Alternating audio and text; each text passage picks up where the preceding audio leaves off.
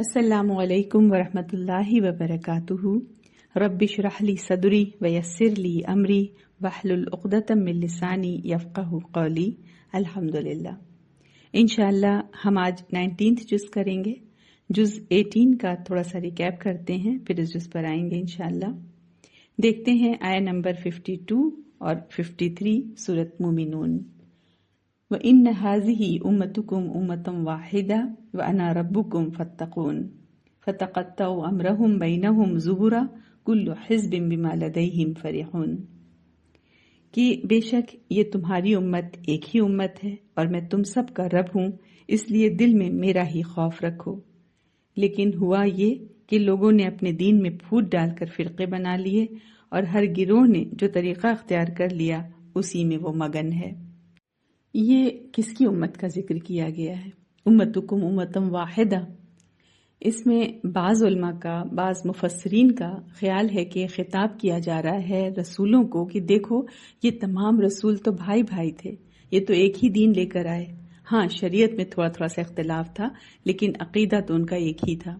تو تمام دین پر چلنے والے، تمام رسولوں کو ماننے والے، ان کو بھی چاہیے کہ وہ ایک ملت بن جائیں، ایک امت بن جائیں، وہ رسولوں کے ناموں پر اختلاف نہ کریں، نہ پھٹیں۔ اور اسی طرح ہم دیکھیں جہاں تک کفر کا تعلق ہے، کفر بھی رسولوں کی دشمنی پر متحد ہوتا ہے۔ نبی اکرم صلی اللہ علیہ وسلم نے فرمایا الکفر ملت واحدہ، کفر تو ایک ملت ہے۔ تو ایک تو یہ کہا جاتا ہے کہ امت واحدہ سے مراد ہے رسول، کہ دیکھو یہ ہے تمہاری امت، ایک ہی امت میں تم رہو، اب تم جو ہے میرا تقوی اختیار کرو۔ تو جب رسولوں کو ایک امت کہا گیا تو رسولوں کے ماننے والوں کو بھی نیچرلی قدرتی طور پر ایک امت ہونا چاہیے۔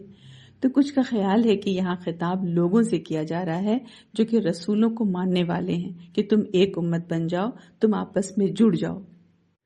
ہم دیکھیں کہ اگر اللہ کا تقوی ہوگا تو بے شک تمام رسولوں کو ماننے والے ایک امت بن جائیں گے۔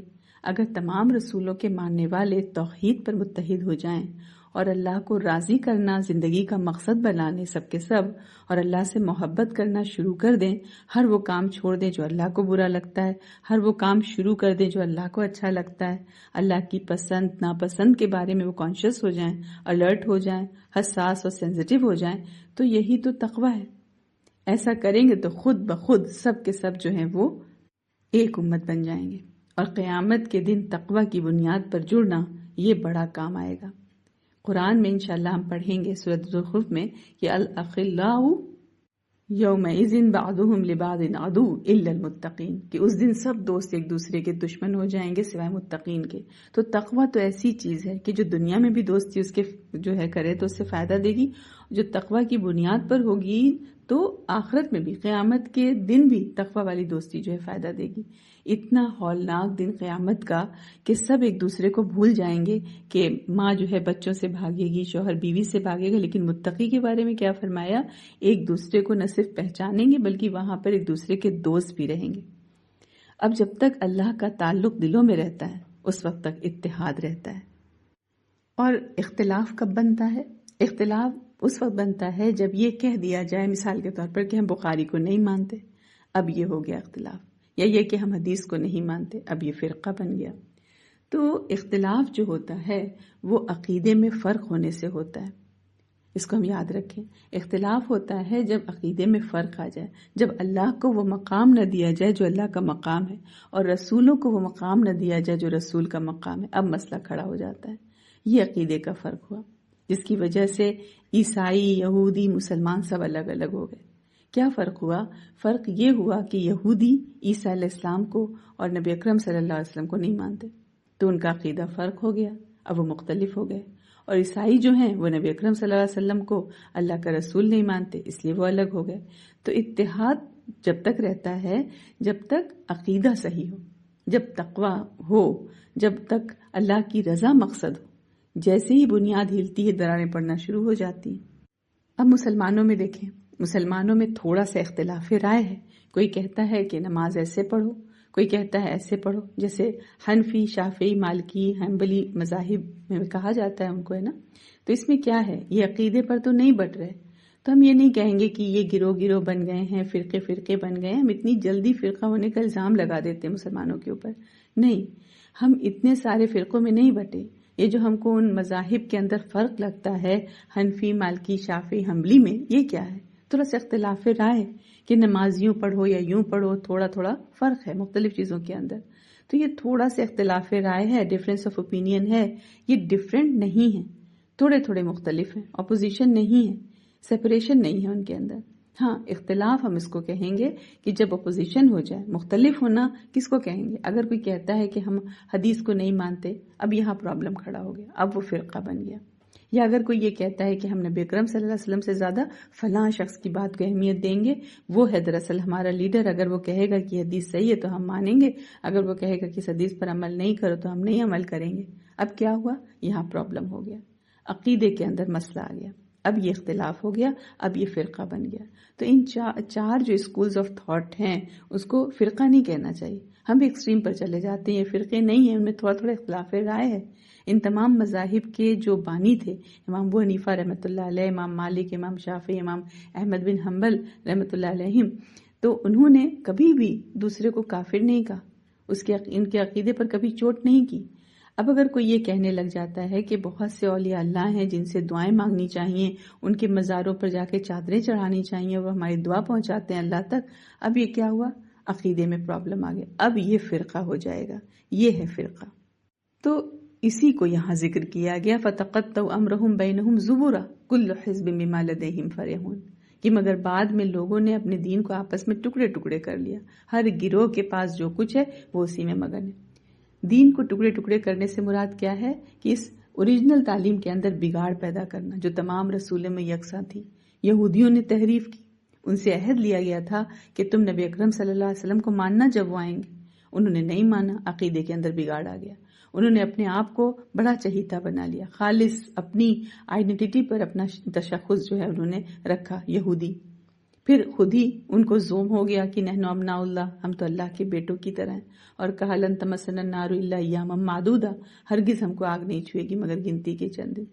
اب ان کا پرابلم کہاں آیا؟ عقیدے میں بگاڑ آ گیا.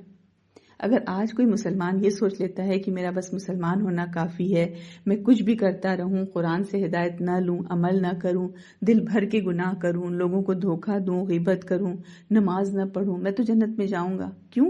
اس لیے کہ میں مسلمان ہوں.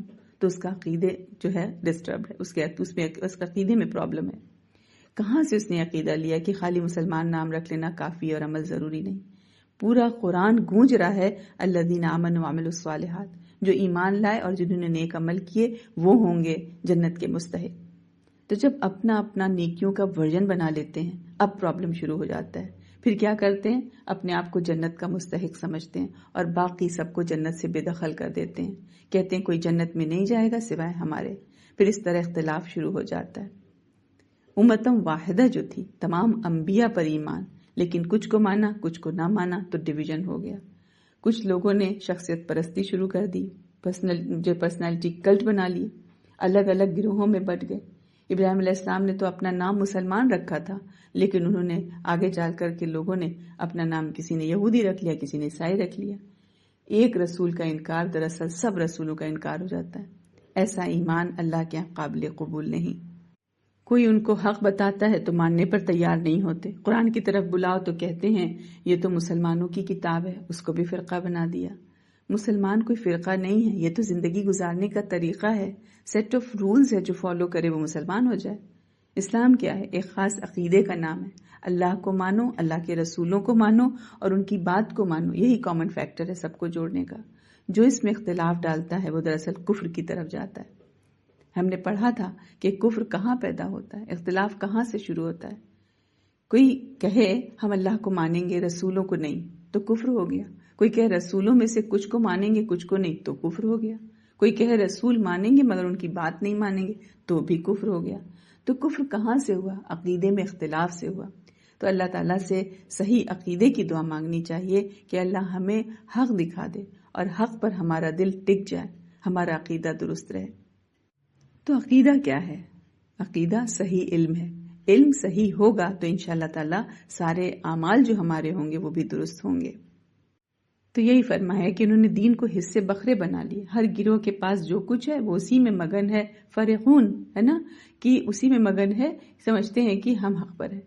تو صحیح بات ان کو جب بتائیں، قرآن کی دعوت ان کے سامنے پیش کریں، نبی اکرم صلی اللہ علیہ وسلم پر ایمان لانے کی دعوت دی جائے تو قبول نہیں کرتے، تو آگے پھر اسی پر بات آ رہی ہے۔ تو یہی بات ہے کہ سب کا عقیدہ جو ہے وہ اسٹرانگ ہونا چاہیے۔ دوسری آیت دیکھتے ہیں سورۃ مومنون کی ہی آیت نمبر 61، اولئک یسارعون فی الخیرات وہم لہا سابقون، اور وہ ہیں جو بھلائیوں کی ریس لگاتے ہیں اور مطلب اس میں حاصل کرنے میں جلدی دکھا رہے ہیں، اور وہ ہیں جو ان کی طرف تیزی سے آگے بڑھ رہے ہیں، یعنی وہ لوگ جو نیکیوں کی دوڑ میں حصہ لیتے ہیں، اور یہی ہیں جو کہ آگے نکلنے والے ہیں، ہے نا، وہم لہا سابقون، کی نیکیوں کی دوڑ میں آگے نکلنے والے ہیں۔ لگ رہا ہے جیسے جنت کی دوڑ لگی ہوئی ہے، جنت حاصل کرنے کی ایک ریس لگی ہے، اور انعام کے طور پر کیا ہے؟ جنت۔ جو جیت گیا اس کو جنت ملے گی۔ ایک سے بڑھ کر دوسرا جو ہے بھلائی کرنا چاہتا ہے، بہت ایمبیشس ہیں، بڑے کمپیٹیٹیو ہیں نیکیوں کے بارے میں۔ نبی اکرم صلی اللہ علیہ وسلم نے فرمایا رشک جائز نہیں مگر دو طرح کے لوگوں پر، ایک وہ جس کے پاس دولت ہو اور وہ اس کو اللہ کی راہ میں خوب خرچ کرتا ہو، اور دوسرا وہ جس کے پاس علم ہو اور اس کو خوب خوب پھیلاتا ہو۔ تو یہ نیکیوں کی دوڑ میں آگے نکلنے والے، نیکیوں کو ڈیکوریٹ کرنے والے، سجانے والے، جیسے دنیا والے دنیا سجاتے ہیں۔ دیکھیں دنیا والے کیا کیا سجاتے ہیں، ہم اپنے کو سوچیں، کھانے کو بھی ہم سجائیں گے، ہے نا، اس پہ دھنیا کی پتی، پودینہ، ایک پتا بھی ایسے رکھیں کہ دیکھ کر دل خوش ہو جائے، ہے نا۔ نیپکنز کو دیکھا ہے کیسے سجایا جاتا ہے، پلیٹوں کو خاص انداز سے رکھا جاتا ہے، کبھی نیپکن سے پھول بناتے ہیں، کبھی پھلوں کو اس طرح ترتیب دیا جاتا ہے، ایسے کٹنگ کی جاتی کہ انسان دنگ رہ جائے۔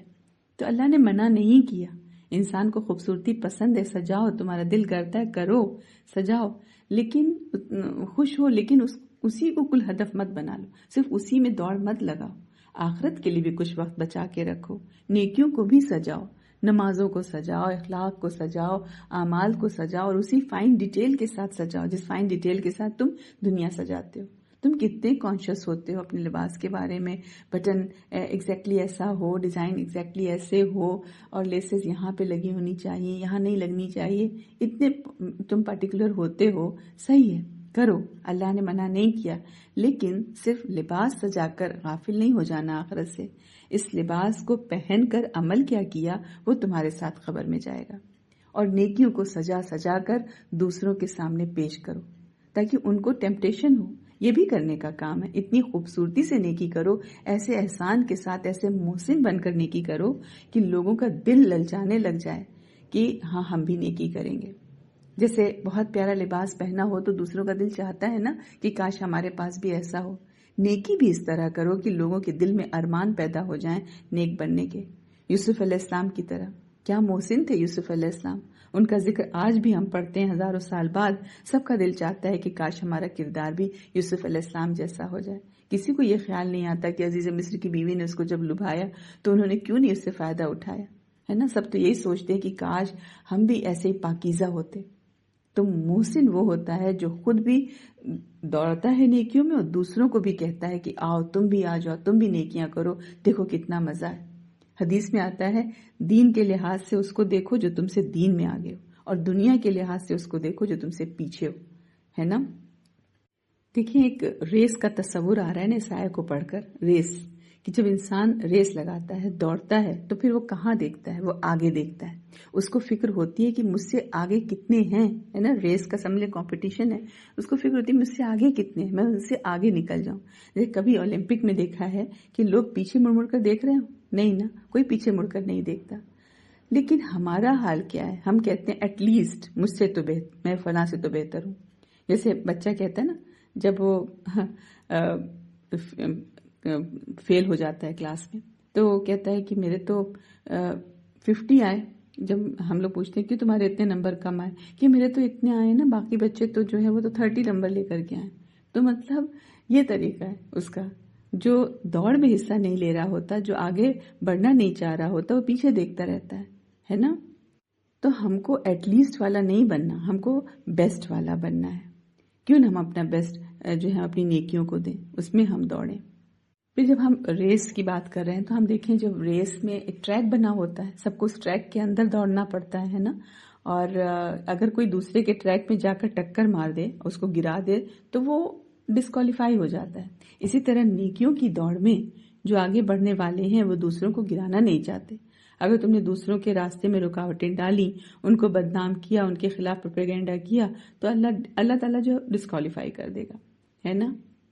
اسی طرح سے ہم دیکھیں ٹارگٹ ہوتا ہے کہ یہاں تک اچیو کرنا ہے، یہ گول ہے نا، وسل بجتی ہے، لوگ دوڑنا بھاگنا شروع کرتے ہیں۔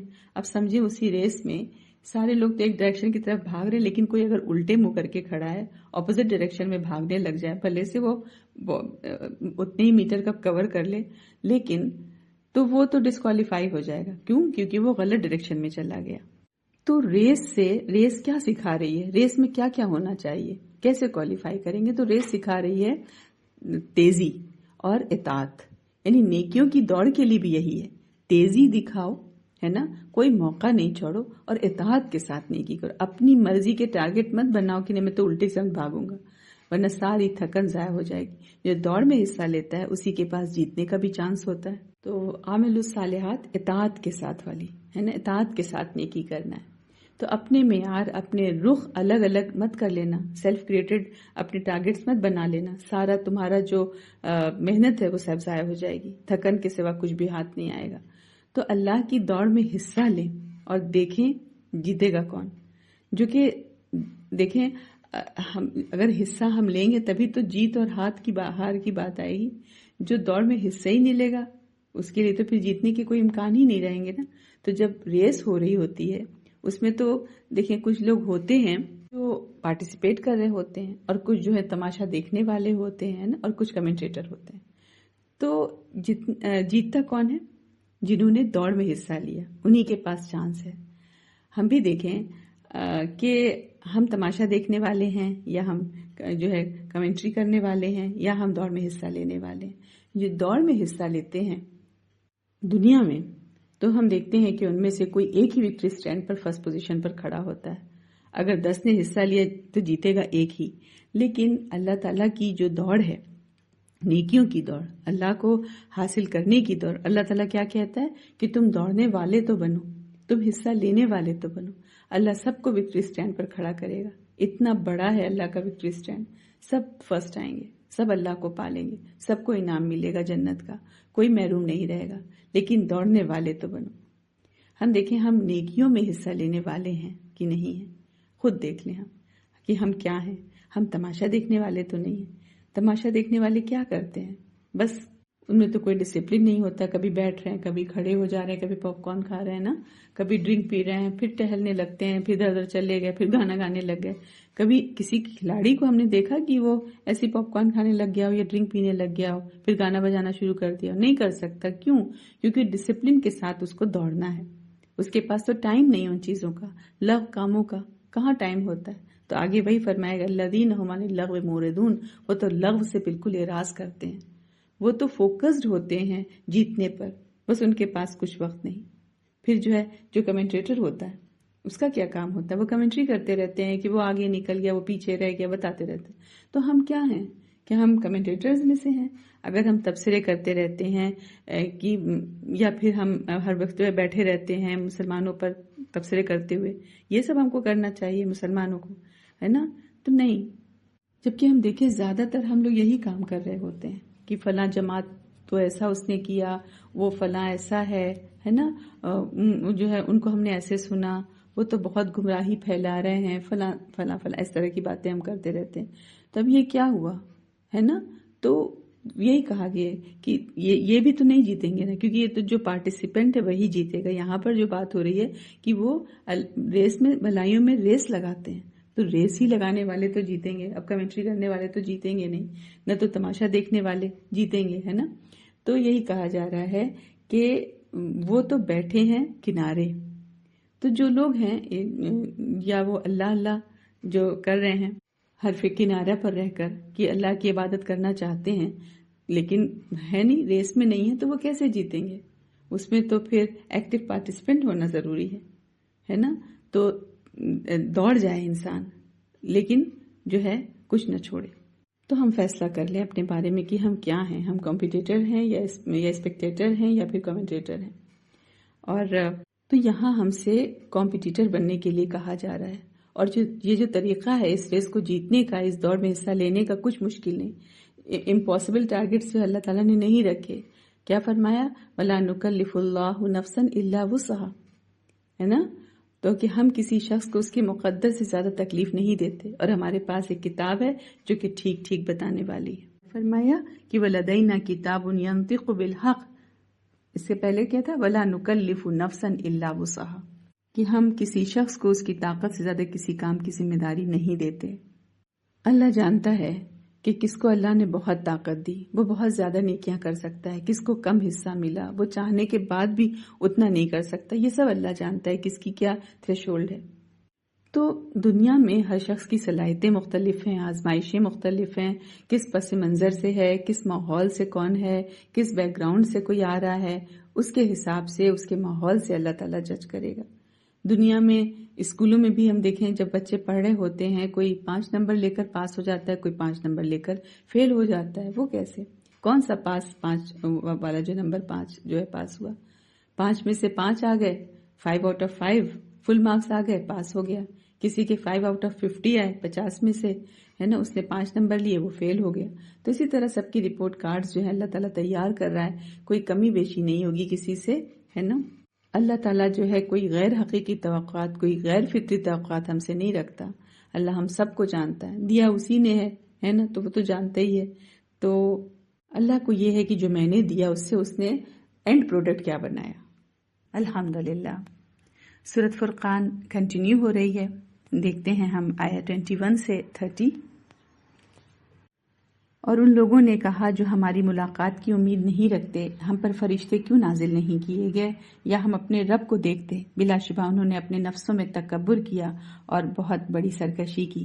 جس دن وہ فرشتوں کو دیکھیں گے اس دن مجرموں کے لیے کوئی بشارت نہیں ہوگی، اور وہ فرشتے کہیں گے تم پر جنت ممنوع ہے، حرام کی گئی ہے. اور انہوں نے جو بظاہر نیک عمل کیے ہوں گے ہم ان کی طرف متوجہ ہو کر ان کو اڑاتا ہوا پراگندہ غبار بنا دیں گے. جنتی لوگ اس دن بہترین ٹھکانے اور احسن آرام گاہ میں ہوں گے. اور جس دن آسمان بادلوں کے ساتھ پھٹ جائے گا اور فرشتے لگاتار اتارے جائیں گے، اس دن حقیقی بادشاہی رحمان ہی کی ہوگی، اور وہ دن کافروں پر بہت سخت ہوگا. اور جس دن ہر ظالم اپنے ہاتھ دانتوں سے کاٹ کھائے گا اور کہے گا ہائے کاش میں رسول کے ساتھ راہ اختیار کرتا، ہائے میری کمبختی، کاش میں فلاں شخص کو دوست نہ بناتا. بلا شبہ اس نے میرے پاس ذکر یعنی قرآن آ جانے کے بعد مجھے اس سے بہکا دیا. اور شیطان انسان کو مصیبت میں بے یار و مددگار چھوڑ دینے والا ہے. اور رسول کہیں گے اے میرے رب، بے شک میری قوم نے اس قرآن کو پس پش ڈال دیا تھا. کل الحمدللہ جز 18 کے ختم ہوتے ہوتے ہم نے یہ دیکھا تھا کہ اللہ کے رسول نبی اکرم صلی اللہ علیہ وسلم بھی ہماری ہی طرح ایک انسان ہیں، بشر تھے. وہ بازاروں میں چلتے تھے، کھانا کھاتے تھے. یعنی رسالت کا پیغام کسی فرشتے کے ذریعے نہیں بلکہ انسانوں ہی میں سے ایک انسان کے ذریعے دیا گیا تاکہ ہدایت ہمارے لیے قابل عمل بن جائے. تو یہاں تک آتے آتے بات جو ہے ختم ہوئی تھی کہ ایک سوال پھر اس کے بعد دیکھیں فضا میں سمجھے رکھا گیا کہ اگر رسول بشر ہیں تو لوگ کیوں نہیں مانتے، رکاوٹ کہاں ہے، مسئلہ کہاں ہے. تو آج وہیں سے بات ہم اٹھا رہے ہیں کہ جہاں منکرین کا اصل مرض جو ہے کھل کر سامنے آ جاتا ہے کہ وہ کہتے ہیں کہ ہم فرشتوں کو کیوں نہیں دیکھیں، ہم اپنے رب کو سامنے کیوں نہ دیکھ لیں. تو پتہ چل گیا کہ مسئلہ دلیل کا نہیں ہے، مسئلہ تکبر کا ہے، دل کا انکار، اور یہی انکار انسان کو ہدایت سے دور کر دیتا ہے.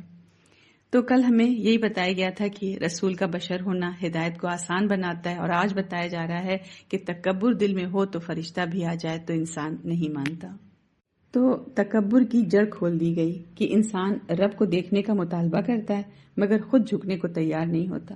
سب سے دردناک منظر دیکھیں قیامت کا کہ غلط صحبت پر کتنا پچھتاوا ہوگا انسان کو. تو دوست کا انتخاب بھی ایمان کا مسئلہ ہے. اور سب سے بھاری جملہ دیکھیں کہ انہوں نے قرآن کو چھوڑ دیا. چھوڑنا صرف انکار نہیں، نظر انداز کرنا بھی چھوڑنا ہے. تو یہ حصہ ہمیں یاد دلا رہا ہے کہ صحبت، تکبر اور قرآن سے تعلق یہی فیصلہ کن عوامل ہیں. آگے ہے آیت نمبر 31 سے 40. اور اسی طرح ہم نے ہر نبی کے دشمن مجرموں میں سے بنائے اور آپ کا رب ہادی اور مددگار کافی ہے۔ اور کافروں نے کہا اس پر یہ قرآن ایک ہی بار اکٹھا کیوں نہ نازل کیا گیا؟ اسی طرح ہم نے نازل کیا ہے تاکہ ہم اس سے آپ کا دل مضبوط کریں، اور ہم نے اسے ٹھہر ٹھہر کر پڑھ سنایا ہے۔ اور وہ کافر جب آپ کے پاس کوئی مثال یعنی اعتراض لے کر آئیں تو ہم جواب میں آپ کو حق اور اس کی بہترین توجیہ و تفسیر بتا دیتے ہیں۔ جو لوگ اپنے چہروں کے بل جہنم کی طرف اکٹھے کیے جائیں گے وہی لوگ بدترین مکان والے اور گمراہ ترین راہ والے ہیں۔ اور بلا شبہ ہم نے موسیٰ کو کتاب دی اور اس کے ساتھ اس کے بھائی ہارون کو مددگار بنایا۔ پھر ہم نے کہا تم دونوں اس قوم کی طرف جاؤ جنہوں نے ہماری آیات کو جھٹلایا، پھر ہم نے انہیں بالکل ہی ہلاک کر کے رکھ دیا۔ اور قوم نوح کو بھی جب اس نے رسولوں کی تکذیب کی ہم نے انہیں غرق کر دیا، اور ہم نے انہیں لوگوں کے لیے نشان عبرت بنا دیا، اور ہم نے ظالموں کے لیے دردناک عذاب تیار کر رکھا ہے۔ اور قوم عاد اور سمود اور کنویں والے اور ان کے درمیان دوسری بہت سی قوموں کو بھی ہم نے ہلاک کر دیا، اور ہر ایک کے لیے ہم نے مثالیں بیان کی اور سب کو تباہ و برباد کر کے ملیا میٹ کر دیا۔ اور بلا شبہ یہ لوگ اس قوم کی بستی پر سے تو گزرتے ہیں جس پر بدترین بارش برسائی گئی، کیا پھر وہ اسے دیکھتے نہیں رہے بلکہ وہ دوبارہ جی اٹھنے کی امید نہیں رکھتے تھے۔ ان آیات میں دیکھیں یہی ہے کہ ہر نبی کے ساتھ مخالفت رہی۔ حق کا راستہ جو ہے ہمیشہ آزمائش سے گزرتا ہے، اور قرآن کا تدریجی نزول اس بات کی دلیل ہے کہ یہ کتاب دلوں کو مضبوط کرنے کے لیے ہے، صرف معلومات دینے کے لیے نہیں ہے۔ تاریخ بار بار دہرائی گئی، قومیں آئیں، ان کا انکار ہوا ہے نا، اور مٹ بھی گئیں، تو مسئلہ دلیل کی کمی نہیں ہے، آخرت پر یقین کی کمی کا ہے۔ تو یہ حصہ میں بتاتا ہے کہ ہدایت کا دروازہ کھلا ہے، مگر ضد اور غفلت انسان کو وہی انجام دکھاتی ہے جو پہلے قوموں کا ہوا۔ آگے دیکھتے ہیں آیت نمبر 41 سے 43۔ اور اے نبی جب وہ آپ کو دیکھتے ہیں تو آپ کو ہنسی مذاق کا نشانہ بناتے ہیں اور کہتے ہیں کیا یہی ہے وہ جسے اللہ نے رسول بنا کر بھیجا ہے؟ بے شک وہ تو ہمیں ہمارے معبودوں سے بہکانے ہی لگا تھا۔ اگر ہم ان معبودوں کی عقیدت پر جمے نہ رہتے، اور جلد وہ جان لیں گے جب عذاب دیکھیں گے کہ سب سے زیادہ بے راہ کون ہے۔ کیا آپ نے اسے دیکھا جس نے اپنی خواہش کو معبود بنا لیا ہے؟ کیا پھر آپ اس کے ذمہ دار بنتے ہیں؟ یہاں پر دیکھیں جو مخالفت ہے اس کی جڑ کھولی جا رہی ہے کہ ساری جو مخالفت ہے اس خواہش کی وجہ سے ہے نا۔ تو دلیل کی کوئی کا مسئلہ نہیں ہے، خواہش کا مسئلہ ہے۔ جب انسان اپنی خواہش کو ہی معیار بنا لے تو وہ حق کو بھی مذاق بنا دیتا ہے۔ تو ایسے شخص کا معبود اللہ نہیں بلکہ اس کی جو نفس ہے اس کی چاہت ہوتی ہے۔ اور فرقان، سورۃ فرقان ہے یہ، تو یہ فرقان جو حق و باطل میں فرق کرنا سکھا رہی ہے ہم کو، تو یہ کیا سکھا رہا ہے کہ اصل شرک صرف بتوں کا نہیں ہے بلکہ اپنی خواہش کو حاکم بنا لینا بھی ہے۔ یہ ایک پوشیدہ شرک ہے۔ ہدایت اسی کو ملتی ہے جو خواہش پر نہیں حق پر چلنے کا فیصلہ کرے۔ تو ان آیات میں یہ خواہش کی بات نکل کر آ رہی ہے۔ آگے ہے آیت نمبر 44 سے 53۔ یا آپ سمجھتے ہیں کہ بے شک ان میں سے اکثر سنتے یا سمجھتے ہیں، وہ تو جانوروں کی طرح ہیں بلکہ ان سے بھی گئے گزرے ہیں۔ کیا آپ نے اپنے رب کی قدرت کی طرف نہیں دیکھا کہ اس نے سایہ کیسے پھیلایا ہے، اور اگر وہ چاہتا تو اسے ساکن کر دیتا۔ پھر ہم نے سورج کو اس سائے پر رہنما بنایا، پھر ہم نے اسے آہستہ آہستہ اپنی طرف سمیٹ لیا۔ اور وہی اللہ ہے جس نے تمہارے لیے رات کو لباس اور نیند کو ذریعہ آرام بنایا، اور اس نے دن کو اٹھ کھڑے ہونے کا وقت بنایا۔ اور وہی اللہ ہے جس نے اپنی رحمت یعنی بارش سے پہلے بشارت دینے والی ہوائیں چلائیں، اور ہم نے آسمان سے پاکیزہ پانی اتارا تاکہ ہم اس سے مردہ شہر کو زندہ کریں، اور ہم اپنی مخلوق میں سے بہت سے مویشیوں اور انسانوں کو وہ پانی پلائیں۔ اور بلا شبہ ہم نے اس قرآن کو ان کے درمیان پھیر پھیر کر بیان کیا تاکہ وہ نصیحت پکڑیں، پھر بھی اکثر لوگ ناشکری کیے بغیر نہیں رہتے۔ اور اگر ہم چاہتے تو ہر بستی میں ایک ڈرانے والا بھیجتے، چنانچہ آپ کافروں کی اطاعت نہ کریں، اور ان کے بذریعے قرآن بڑے زور کا اور ان سے بذریعے قرآن بڑے زور کا جہاد کریں۔ وہی اللہ ہے جس نے 2 سمندر ملائے، یہ میٹھا ہے پیاس بجھانے والا، اور یہ کھارا ہے بہت کڑوا، اور اس نے ان دونوں کے درمیان ایک پردہ اور مضبوط آڑ رکھی ہے۔ ان آیات میں ہم دیکھیں کہ انسان کی غفلت کو جانوروں سے بھی بدتر کہا جا رہا ہے، کیونکہ جانور کو اختیار نہیں مگر انسان کو عقل دی گئی ہے۔ کائنات کی ہر چیز، سایہ، رات، نیند، بارش، سمندر اللہ تعالیٰ کی قدرت کی نشانیاں ہیں، مگر جو دل شکر نہ کرے وہ اندھا رہتا ہے۔ پھر ایک بہت بڑی ہدایت دیکھیں، فرمایا قرآن کے ذریعے جہاد کرو، وجاہدہم بہ جہادن کبیرہ۔ یہاں پہ بہی جو ہے کس کی طرف اشارہ ہے کہ یعنی کافروں کے مقابلے میں قرآن کے ذریعے بڑا جہاد کریں۔ تو یہاں تلوار والا جہاد نہیں ہے نا، یہ بلکہ کیا ہے کہ قدرت کی نشانیاں جو ہیں ہمارے سامنے ہیں، اور یعنی دلیل، حق اور استقامت کے ساتھ مقابلہ کرنا ہے، یعنی حق کو واضح کرنا، قرآن کو پڑھانا، سمجھنا، سمجھانا، دلائل سے بات کرنا، صبر کے ساتھ دعوت دینا، باطل کے مقابلے میں حق کو بلند کرنا۔ تو یہ علم، دعوت، کردار اور صبر کا جہاد ہے، اسی لیے اسے جہادن کبیرہ کہا جا رہا ہے، کیونکہ یہ مسلسل، طویل اور نفس کے خلاف جد و جہد ہے نا۔ تو یہ وہ جہاد ہے جس میں ہتھیار نہیں، قرآن ہاتھ میں ہوتا ہے۔ یہ وہ جہاد ہے جس میں انسان اپنی زندگی قرآن کے لیے لگا دیتا ہے۔ یہ زبان کا جہاد ہے، علم کا جہاد ہے، صبر کا جہاد ہے، یہ خود کو بدلنے کا جہاد ہے، اور پھر دنیا کو قرآن سے جوڑنے کا جہاد ہے۔ اللہ تعالیٰ کیا فرما رہے ہیں کہ اگر تم نے قرآن کو مضبوطی سے پکڑ لیا تو یہی تمہارا سب سے بڑا جہاد ہے، کہ نہ تھکنا ہے، نہ رکنا ہے، نہ جھکنا ہے، بلکہ قرآن کو پڑھنا ہے، سمجھنا ہے، جینا ہے اسی میں اور پہنچانا بھی ہے۔ تو یہی جہادن کبیرہ ہے۔ پھر دیکھیں آگے کہ قدرت کی نشانیاں جو ہیں وہ جھکانے کے لیے ہے نا، کافی نہیں ہے ان کے سامنے، اور حق کا مقابلہ جو ہے تلوار سے نہیں، بلکہ کیا بتایا کہ پہلے قرآن سے ہوتا ہے۔ تو وہی فرمایا کہ وجاہدہم بہ جہادن کبیرہ۔ پھر انشاءاللہ آگے دیکھتے ہیں آیت نمبر 54 سے 63۔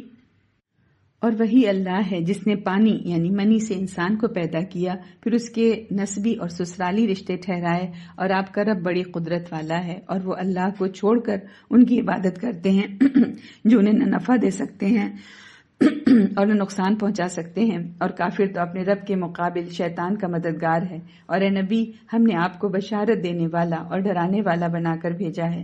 کہہ دیجئے میں تم سے اس تبلیغ پر کوئی صلہ نہیں مانگتا، مگر جو یہ چاہے کہ اپنے رب کی طرف راہ پکڑے اور وہ اسے مان لے۔ اور آپ اس ہمیشہ زندہ یعنی اللہ پر توکل کیجئے جسے موت نہیں آتی، اور اس کی حمد کے ساتھ تسبیح کیجئے، اور وہ اپنے بندوں کے گناہوں سے باخبر رہنے کو کافی ہے۔ وہ ذات جس نے پیدا کیا آسمانوں اور زمین کو اور جو کچھ ان دونوں کے درمیان ہے 6 دنوں میں، پھر وہ عرش پر مستوی ہوا، وہی رحمان ہے، لہٰذا کسی باخبر سے اس کی شان پوچھ لیں۔ اور جب ان سے کہا جائے رحمان کو سجدہ کرو تو وہ کہتے ہیں کیا ہے رحمان؟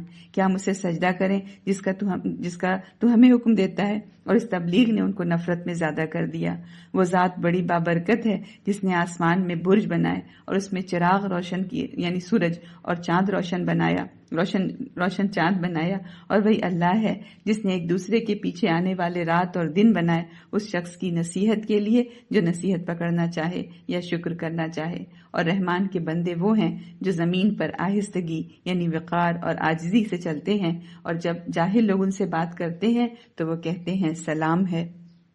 ان آیتوں کا جو خلاصہ ہے وہ یہ ہے کہ یہاں خلاصہ آ گیا ہے توحید، توکل اور بندگی کا، کہ نہ کوئی اجر کی طلب ہے، نہ ذاتی مفاد ہے، دعوت خالص اللہ کے لیے۔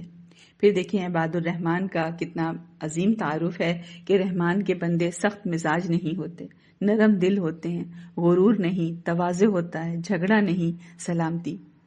اور دیکھیں یہ سورت جو ہمیں حق اور باطل کی تمیز کرا رہی ہے، تو حق کو پہچاننے کے بعد یہ بتا رہی ہے کہ انسان کا کردار ایسا ہونا چاہیے۔ تو عظمت جو ہے بندگی میں ہے، اور بندگی نرمی میں جھلکتی ہے۔ آگے ہے آیت نمبر 64 سے 73۔ اور وہ جو اپنے رب کے حضور سجدے اور قیام میں رات گزارتے ہیں، اور وہ جو کہتے ہیں اے ہمارے رب ہم سے جہنم کا عذاب پھیر دے، بلا شبہ اس کا عذاب دائمی یعنی چمٹنے والا ہے، بے شک وہ جہنم ٹھہرنے اور قیام کرنے کی بری جگہ ہے۔ اور وہ لوگ کہ جب وہ خرچ کرتے ہیں تو نہ اسراف کرتے ہیں اور نہ تنگی یعنی بخیلی نہ تنگی ہی، اور ان کا خرچ اس کے درمیان معتدل ہوتا ہے۔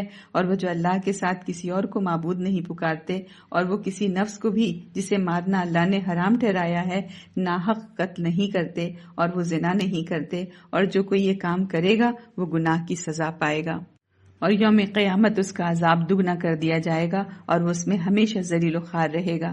مگر جس نے توبہ کی اور وہ ایمان لایا اور نیک عمل کیے تو انہی لوگوں کی برائیوں کو اللہ اچھائیوں سے بدل دے گا، اور اللہ غفور اور رحیم ہے۔ اور جو توبہ کرے اور نیک کام کرے تو بلا شبہ وہ اللہ سے توبہ کرتا ہے جیسے توبہ کرنے کا حق ہے، اور وہ جھوٹی شہادت نہیں دیتے، اور جب کسی لغو اور بیہودہ کام سے ان کا گزر ہو تو وہ عزت اور وقار سے گزر جاتے ہیں، اور وہ کہ جب انہیں ان کے رب کی آیات کے ذریعے سے نصیحت کی جاتی ہے تو وہ ان پر بہرے اور اندھے ہو کر نہیں گر پڑتے۔ عباد الرحمن کی جو صفات ہیں اور کھل کر سامنے آ رہی ہیں کہ ان کی راتیں عبادت میں، دن توازن میں اور زندگی پاکیزگی میں گزرتی ہے۔ وہ بڑے گناہوں سے بچتے ہیں، مگر اگر لغزش ہو جائے تو دروازہ بند نہیں، توبہ برائی کو نیکی میں بدل دیتی ہے۔ ان کی زبان سچی، رویہ باوقار اور دل قرآن کے سامنے جھکنے والا ہوتا ہے۔ تو یہ بتا رہی آیات کہ حق کو پہچاننے کے بعد زندگی بدلنی چاہیے، اور یہی ہیں رحمان کے سچے بندے۔ آگے ہے آیہ نمبر 74 سے 77، اور وہ جو کہتے ہیں اے ہمارے رب ہمیں ہماری بیویوں اور اولاد کی طرف سے آنکھوں کی ٹھنڈک عطا کر اور ہمیں متقیوں کا امام بنا، انہی لوگوں کو ان کے صبر کے بدلے جنت کے بالا خانے جزا میں ملیں گے، اور وہاں دعا اور سلام کے ساتھ ان کا استقبال ہوگا، وہ ہمیشہ وہاں رہیں گے، وہ بہشت بہت اچھا مستقر اور مقام ہوگا۔ کہہ دیجئے اگر تمہاری دعا اور التجا نہ ہوتی تو میرا رب تمہاری پرواہ نہ کرتا، تم حق کو جھٹلا چکے ہو، لہٰذا تمہیں اس کی سزا جلد چمٹے گی۔ ان آیات میں دیکھیں کہ عباد الرحمن اپنی اصلاح پر ہی نہیں رکتے، وہ اپنی نسلوں کی بھی اصلاح مانگتے ہیں۔ ان کی دعا صرف جنت نہیں بلکہ امامت تقویٰ ہے، یعنی یہ وہ لوگ ہیں جو صرف عبادت گزار نہیں ہیں بلکہ گھروں میں سکون لاتے ہیں کہ اے ہمارے رب ہمیں ہماری بیویوں اور اولاد سے آنکھوں کی ٹھنڈک عطا فرما۔ خود نیک بنتے ہیں اور دوسروں کے لیے نمونہ بنتے ہیں کہ ہمیں متقیوں کا امام بنا۔ بدلہ نہیں چاہتے بلکہ جنت میں عزت اور سلامتی چاہتے ہیں۔ ان کی زندگی صبر، عاجزی، پاکیزگی اور توازن کی زندگی ہے۔ اللہ تعالیٰ پھر کیا فرما رہے ہیں کہ یہ وہ لوگ ہیں جنہیں جنت میں بلند درجے ملیں گے اور وہاں ان کا استقبال سلام سے ہوگا۔ تو یہی ہے کہ انسان جو ہے کی قدر جو ہے اس کی دعا اور بندگی سے ہے۔ اللہ تعالیٰ اگر تعلق اللہ سے نہ ہو تو زندگی بے وزن ہو جاتی ہے۔ اور ہم آخر میں دیکھیں کہ کیا ہے کہ اگر تم اللہ کو نہ پکارو، نہ اس سے تعلق رکھو تو اللہ کو تمہاری کوئی پرواہ نہیں، یعنی انسان کی اصل قیمت اس کا اللہ سے تعلق ہے۔ الحمدللہ سورۃ فرقان مکمل ہوئی۔ سورۃ فرقان کا اگر ہم اس طرح سے خلاصہ سمجھیں کہ یہاں پر ہے کہ حق کو پہچانو، ہے نا، اور خواہش کو جو ہے اگر کسی نے تابع کر لیا اور رحمان کے بندوں میں شامل ہو جاؤ، یعنی خواہشات کے تابع نہیں ہونا بلکہ خواہش کو ہی تابع کر لینا، ہے نا۔ اور دیکھیں یہ پیغام ہے کہ قرآن ماننے والا وہ ہے جس کی زندگی میں عاجزی، پاکیزگی اور صبر اور توازن، عبادت اور اخلاق سب جمع ہو جائیں، اور جو اپنے رب سے جڑا ہوا ہو۔ تو سورۃ فرقان ہمیں یہ نہیں بتا رہی ہے کہ صرف قرآن پڑھو بلکہ سکھا رہی ہے کہ قرآن بن جاؤ، اور جب انسان قرآن بن جاتا ہے تو وہ عباد الرحمن میں شامل ہو جاتا ہے، جن کے لیے زمین پر سکون اور آسمانوں میں جو ہے جنت لکھ دی جاتی ہے۔ الحمدللہ اب سورۃ الشعراء سامنے ہے۔ الحمدللہ سورۃ الشعراء ایک مدنی سورت ہے، مکی سورت ہے، اور مکہ کے اس دور میں نازل ہوئی جب نبی اکرم صلی اللہ علیہ وسلم کو شدید انکار، تمسخر اور مخالفت کا سامنا تھا، اور اس کا سینٹرل تھیم اس طرح ہے کہ رسالت کی صداقت اور منکرین کا انجام آئے گا۔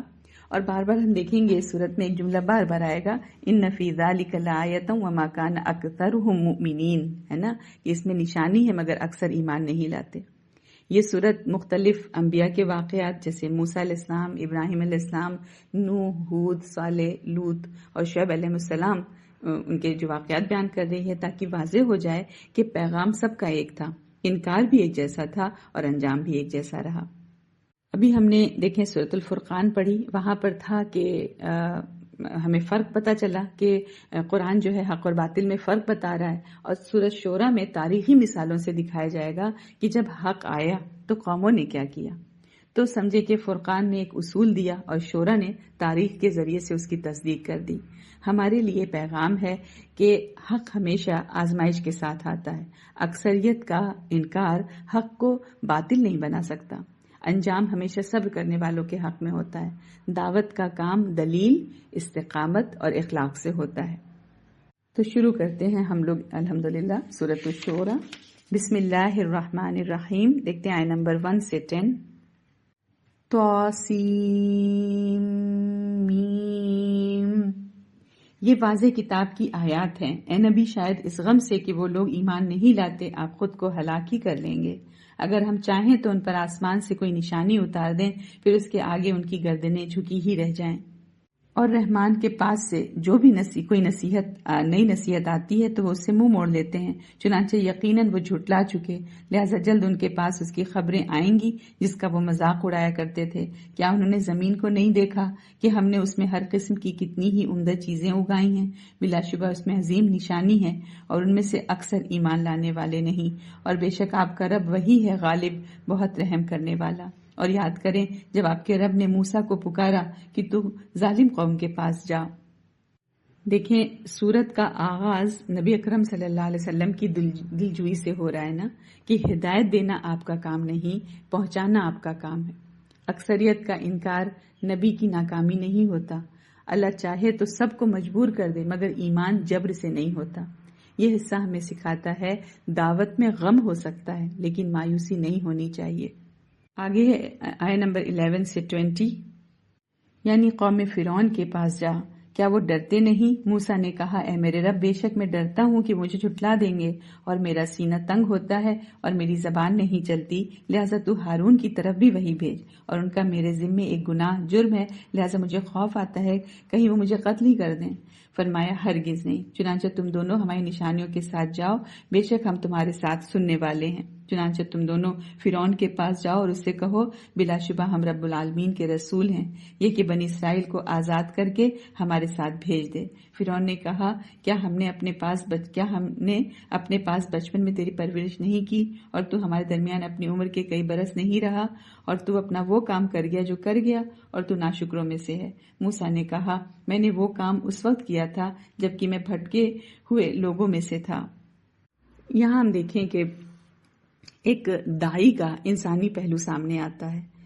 हम लोग तो जानते हैं अल्हम्दुलिल्लाह मूसा अलैहिस्सलाम की के जो यहाँ वाक़यात जिसका जिक्र हुआ है कि उनसे कोई खता हुई थी, कोई खता हो गई थी, तो वो उसको मतलब रखते हुए दिमाग में आगे बात कंटिन्यू की जा रही है।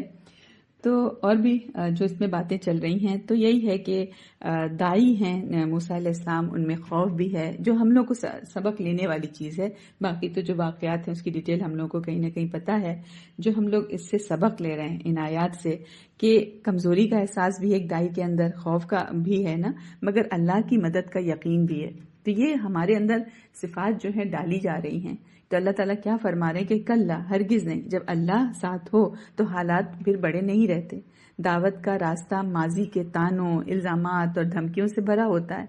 जैसे वो धमकी दे रहा है, ताना दे रहा है फिरौन, तो वही हमारे लिए सबक है एक मतलब मोमिन के लिए, दावत देने वाले के लिए, कि ये सब मिलेंगे। तानों इल्जामात का सामना करना पड़ेगा, धमकियों का सामना करना हो सकता है, मगर सच बोलने वाला अपने माजी से नहीं अपने रब से ताकत लेता है। आगे है आय नंबर 21 से 30। फिर जब मैं तुमसे डरा तो मैं तुमसे भाग गया, फिर मेरे रब ने मुझे हुक्म बख्शा और उसने मुझे रसूलों में से बनाया। और क्या यही है वो एहसान जो तू मुझ पर एहसान जतलाता है कि तूने बनी इसराइल को गुलाम बना रखा है? फिरौन ने कहा, और रब्बुल आलमीन क्या है? मूसा ने कहा, वो आसमानों और जमीन का और जो कुछ उन दोनों के दरमियान है उनका रब है, अगर तुम यकीन करने वाले हो। उसने अपने इर्द गिर्द वालों यानी दरबारियों से कहा, क्या तुम सुनते नहीं हो? मूसा ने कहा, वो तुम्हारा और तुम्हारे अगले आबा अजदाद का रब है। उसने कहा, बेशक तुम्हारा ये रसूल जो तुम्हारी तरफ भेजा गया है यकीनन दीवाना है। मूसा ने कहा, वो मशरिक और मगरिब और जो कुछ उन दोनों के दरमियान है उनका रब है, अगर तुम अक्ल रखते हो। उसने कहा, बेशक अगर तूने मेरे सिवा कोई और माबूद पकड़ा तो मैं तुझे जरूर कैदियों में शामिल कर दूंगा। मूसा ने कहा, अगरचे मैं तेरे पास कोई वाज़ेह शय यानी दलील लाऊं तब भी। यहाँ पर ऐसा लग रहा है कि हक और बातिल का मुकालमा चल रहा है। फिरौन सवाल हक जानने के लिए नहीं बल्कि मजाक उड़ाने के लिए कर रहा है। मूसा अलैहिस्सलाम दलील पर दलील देते हैं। रब सिर्फ एक कौम का नहीं, पूरी कायनात का है। जब दलील कमजोर पड़ती है तो बातिल धमकी पर उतर आता है। यानी दलील कमजोर मतलब दलील से उनको बात समझ में तो आ रही है, अब आगे हार गए तो कुछ जो जवाब बचा नहीं, तो फिर अब वो धमकी पर उतर है। تو مگر سچا دائی جو ہوتا ہے وہ کبھی ڈرتا بھی نہیں ان سب چیزوں سے، دھمکی سے. تو وہ کیا کہتا ہے کہ کیا اگر میں واضح نشانی لے آؤں، ہے نا؟ تو یہ کیا بتا رہا ہے کہ حق دلیل سے مضبوط ہوتا ہے اور باطل طاقت میں اچھلتا ہے. اور باطل کی حقیقت تو اللہ تعالیٰ نے بتا ہی دی ہے نا، پیچھے بھی ہم نے پڑھا اور آگے بھی ہم پڑھیں گے کہ اللہ تعالیٰ باطل کو مطلب ایک ڈھیر صرف ٹھوکر مار کے ہٹا دیتے ہیں. آگے ہے آیت نمبر 31 سے 40. اس نے کہا اگر تو سچوں میں سے ہے تو وہ تو لے ہی آ. چنانچہ موسیٰ نے اپنا عصا ڈالا تو آنن فانن وہ واضح اژدہا بن گیا، اور اس نے اپنا ہاتھ بغل میں سے کھینچ نکالا تو اسی وقت وہ دیکھنے والوں کو سفید چمکتا نظر آیا. فرعون نے اپنے ارد گرد موجود سرداروں سے کہا بے شک یہ ضرور ماہر جادوگر ہے، وہ چاہتا ہے کہ اپنے جادو سے تمہیں تمہاری زمین سے نکال دے، لہٰذا تم کیا مشورہ دیتے ہو؟ انہوں نے کہا اسے اور اس کے بھائی کو ڈھیل دے اور شہروں میں جادوگروں کو اکٹھا کرنے والے بھیج دے کہ وہ ہر ماہر جادوگر کو تیرے پاس لے آئیں. چنانچہ جادوگر ایک مقرر دن کو یعنی خاص وقت پر جمع کر لیے گئے اور لوگوں سے کہا گیا کیا تم بھی جمع ہوگے تاکہ اگر وہ جادوگر غالب آئیں تو ہم ان جادوگروں کا اتباع کریں. ان آیات میں ہم دیکھیں یہی بتایا جا رہا ہے کہ حق جو ہے سمجھے واضح نشانی کے ساتھ سامنے آیا تو اسے جادو کہہ دیا گیا. تو باطل ہمیشہ سچ کو کسی لیول میں چھپا دیتا ہے. فرعون نے عوام کے دل میں خوف ڈالا، یہ تمہیں تمہاری زمین سے نکال دے گا، یعنی حق کو خطرہ بنا کر پیش کیا گیا. تو یہ حصہ کیا سکھا رہا ہے کہ حق کو دبانے کے لیے پروپیگنڈا، مجمع سازی اور طاقت کا استعمال نیا نہیں ہے، مگر فیصلہ ہمیشہ دلیل اور صداقت کا ہوتا ہے، شور کا نہیں ہوتا. تو یہی ہے کہ یہ آیات ہمیں بتا رہی ہیں کہ ہر دور میں حق اور باطل کا مقابلہ ہوا ہے، اور اکثر لوگ حق نہیں دیکھتے بلکہ طاقت، میڈیا، ہجوم اور شو کو دیکھ کر فیصلہ کرتے ہیں. اور مومن کیا ہے؟ مومن تو وہ ہے جو بھیڑ کے ساتھ نہیں بلکہ حق کے ساتھ کھڑا ہوتا ہے. فرعون نے کیا کہا کہ لوگوں کو جمع کرو، شو بناؤ، ماحول بناؤ تاکہ لوگ حق کو نہیں بلکہ جیتنے والے کو مانیں. اور آج بھی ہم دیکھیں یہی کچھ ہو رہا ہے نا، لوگ دلیل نہیں دیکھتے، ٹرینڈ دیکھتے ہیں. مومن ٹرینڈ سے نہیں حق سے جڑتا ہے. آگے ہے آیت نمبر 41 سے 50. پھر جب جادوگر آئے تو وہ فرعون سے کہنے لگے اگر ہم ہی غالب آئے تو کیا ہمارے لیے کوئی صلہ ہوگا؟ فرعون نے کہا ہاں، اور بے شک تب تم میرے مقرب لوگوں میں سے ہوگے. موسیٰ نے ان سے کہا کہ جو کچھ تم نے ڈالنا ہے ڈال دو. تب انہوں نے اپنی رسیاں اور لاٹھیاں ڈالی اور کہنے لگے عزت فرعون کی قسم بلا شبہ ہم ہی غالب ہیں. پھر موسیٰ نے اپنا عصا ڈالا تو وہ فوراً ہی اسے نگلنے لگا جو انہوں نے رچا تھا، مطلب جو جادو رچا تھا. چنانچہ جادوگر بھی اختیار سجدے میں گر پڑے. وہ کہنے لگے ہم رب العالمین پر ایمان لے آئے، ہے نا، موسیٰ اور ہارون کے رب پر. فرعون نے کہا میری اجازت دینے سے پہلے تم نے اسے مان لیا، بے شک وہ تمہارا بڑا ہے جس نے تمہیں جادو سکھایا، لہذا جلد تم جان لوگے میں ضرور تمہارے ہاتھ اور پاؤں مخالف سمتوں سے کاٹ دوں گا اور تم سب کو ضرور سولی چڑھاؤں گا. اور وہ کہنے لگے کوئی حرج نہیں، بے شک ہم اپنے رب ہی کی طرف لوٹنے والے ہیں. لیکن یہاں پر آخر یہاں آتے تھے کہ ہم اپنے رب ہی کی طرف لوٹنے والے ہیں، اور جب بات شروع کر رہے تھے کہہ رہے تھے عزت فرعون کی قسم، ہے نا، عزت فرعون کی قسم کہہ رہے تھے. دیکھیں ان آیات میں ایک کتنا بڑا انقلاب ایک طرح سے دکھ رہا ہے کہ جو کل تک انعام کے طلبگار تھے نا، کہہ رہے تھے کہ ہمیں کیا ملے گا، آج حق کے سامنے سجدہ ریز ہو گئے. جب حق دل میں اتر جائے تو دنیا کا خوف ہی ختم ہو جاتا ہے. فرعون نے دھمکی دی مگر انہوں نے کیا کہا کوئی حرج نہیں، ہم اپنے رب ہی کی طرف تو لوٹنے والے ہیں. تو یہ حصہ کیا سکھا رہا ہے کہ ایمان جب سچا ہو تو لمحوں میں انسان بدل سکتا ہے، اور پھر وہ طاقت سے نہیں یقین سے جیتتا ہے. آگے ہے آیت نمبر 51 سے 60. بے شک ہم امید رکھتے ہیں کہ ہمارا رب ہماری خطائیں بخش دے گا، اس لیے کہ ہم پہلے ایمان لانے والے بنے ہیں. اور ہم نے موسیٰ کی طرف وحی کی کہ تو میرے بندوں کو لے کر راتوں رات نکل بلا شبہ تمہارا پیچھا کیا جائے گا. پھر فرعون نے شہروں میں اکٹھا کرنے والے بھیجے یہ پیغام دے کر کہ بے شک یہ بنی اسرائیل تھوڑی سی جماعت ہیں اور بلا شبہ وہ ہمیں غصہ دلانے والے ہیں، اور بلا شبہ ہم چوکس اور ہوشیار جماعت ہیں. چنانچہ ہم نے ان فرعونیوں کو باغوں اور چشموں سے نکالا اور خزانوں اور عمدہ قیام گاہوں سے نکالا. اسی طرح ہوا اور ہم نے بنی اسرائیل کو ان چیزوں کا وارث بنا دیا. چنانچہ فرعونی سورج نکلتے ہی ان کے تعاقب میں نکلے. جادوگروں کا ایمان ہمیں سکھا رہا ہے کہ سچی توبہ اور سچا ایمان ماضی کو مٹا دیتا ہے. فرعون نے طاقت جمع کی مگر اللہ تعالیٰ نے حالات کا رخ ہی بدل دیا. جو کل غلام تھے وہی وارث بن گئے. تو یہ حصہ کیا یاد دلا رہا ہے کہ طاقت کا غرور جو ہے عارضی ہے اور اللہ کا وعدہ یقینی ہے۔ دیکھیں ان آیات کو کہ 57، 58، 59 کیا ہے کہ اللہ تعالیٰ کیا فرما رہے ہیں کہ ہم نے فرعونیوں کو باغات سے نکالا، چشموں سے نکالا، خزانوں سے نکالا، ہے نا، اور عالی شان محلوں سے نکالا، پھر وہ سب کچھ بنی اسرائیل کو دے دیا۔ تو یہ صرف تاریخی واقعہ نہیں ہے، یہ تکبر کے انجام کا اعلان ہے۔ فرعون سمجھتا تھا کہ یہ سلطنت میری ہے، یہ باغ، یہ خزانے، یہ محل میری طاقت کی نشانی ہے، مگر اللہ تعالیٰ نے دکھا دیا جس چیز پر تم گھمنڈ کرتے ہو ایک لمحے میں چھن سکتا ہے۔ اقتدار، دولت، شان و شوکت کسی کی دائمی نہیں ہوتی۔ فرعون نے کیا کہا؟ پیچھا کرو، پکڑو، ختم کر دو نا، مگر حقیقت میں وہ اپنی سلطنت چھوڑ کر اپنی موت کی طرف جا رہا تھا۔ وہ محل چھوڑ کر خود خالی کر گیا اور سمندر میں ڈوب گیا، اور جس زمین پر وہ فخر کرتا تھا وہی زمین اس نے خود سے خالی کر دی، ہے نا۔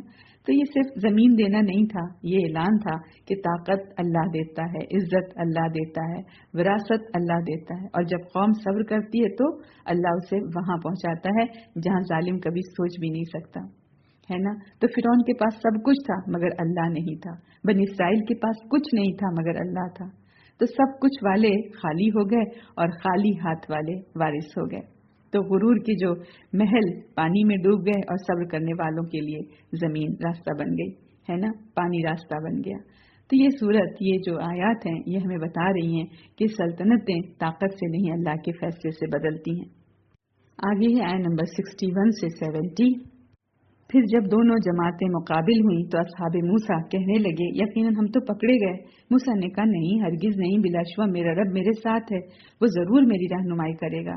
تب ہم نے موسیٰ کی طرف وحی کی کہ اپنا عصا سمندر پر مارو، تو وہ پھٹ پڑا، پھر سمندر کا ہر ٹکڑا یوں ہو گیا جیسے عظیم پہاڑ، اور ہم وہاں دوسروں یعنی فرعونیوں کو قریب لے آئے، اور ہم نے موسیٰ اور جو اس کے ہمراہ تھے سب کو بچا لیا، پھر ہم نے دوسروں کو ڈبو دیا۔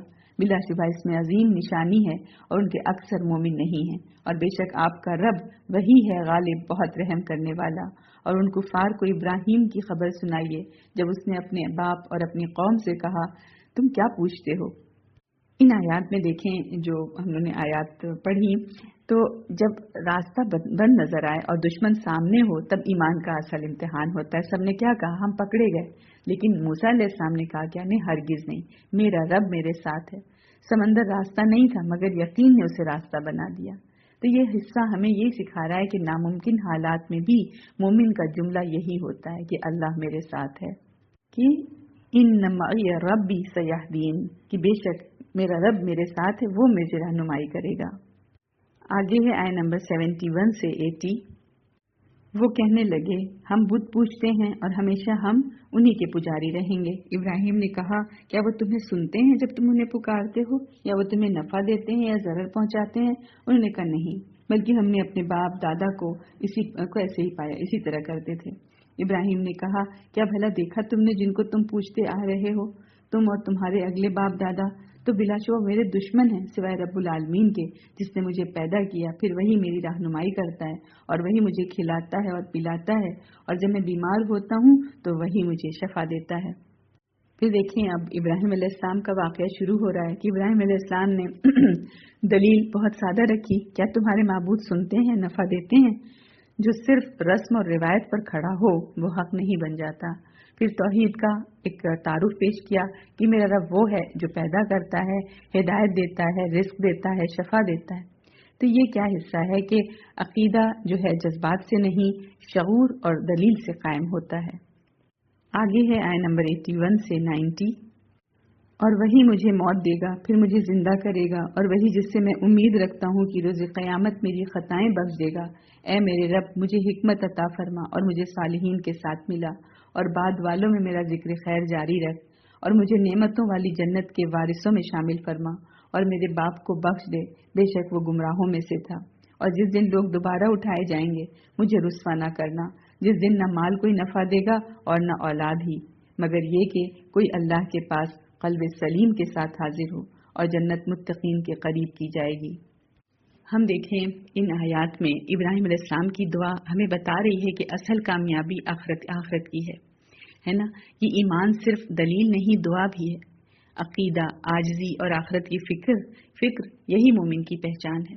देखें, इब्राहिम अलैहिस्सलाम ने दुआ मांगी इल्ला मन अतल्लाह बिक़ल्बिन सलीम, है ना, कि कल्ब सलीम चाहिए अल्लाह ताला को, यानी क़यामत के दिन कामयाब वही होगा जो अल्लाह के पास कल्ब सलीम, सलामत दिल लेकर आएगा। कल्ब सलीम कैसे बनता है? कई चीज़ों से बनता है। तौहीद से। सबसे पहले दिल को हर झूठे सहारे से निकालना होगा। लोगों पर भरोसा, माल पर भरोसा, अपनी ताकत पर भरोसा नहीं, सिर्फ अल्लाह पर यकीन। जब दिल में एक अल्लाह आ जाता है तो दिल साफ होना शुरू हो जाता है। और फिर नीयत की सफाई से। हर अमल से पहले अपने आप से हम पूछें कि मैं ये क्यों कर रही हूँ। अगर अल्लाह के लिए है तो हाँ, दिल जिंदा है। अगर लोगों के लिए है तो ये दिल बीमार है। रिया दिल को जो है तोड़ देती है, इखलास जो है वो दिल को जोड़ देता है। और कैसे कल्ब सलीम बनता है? कीना और हसद निकालने से।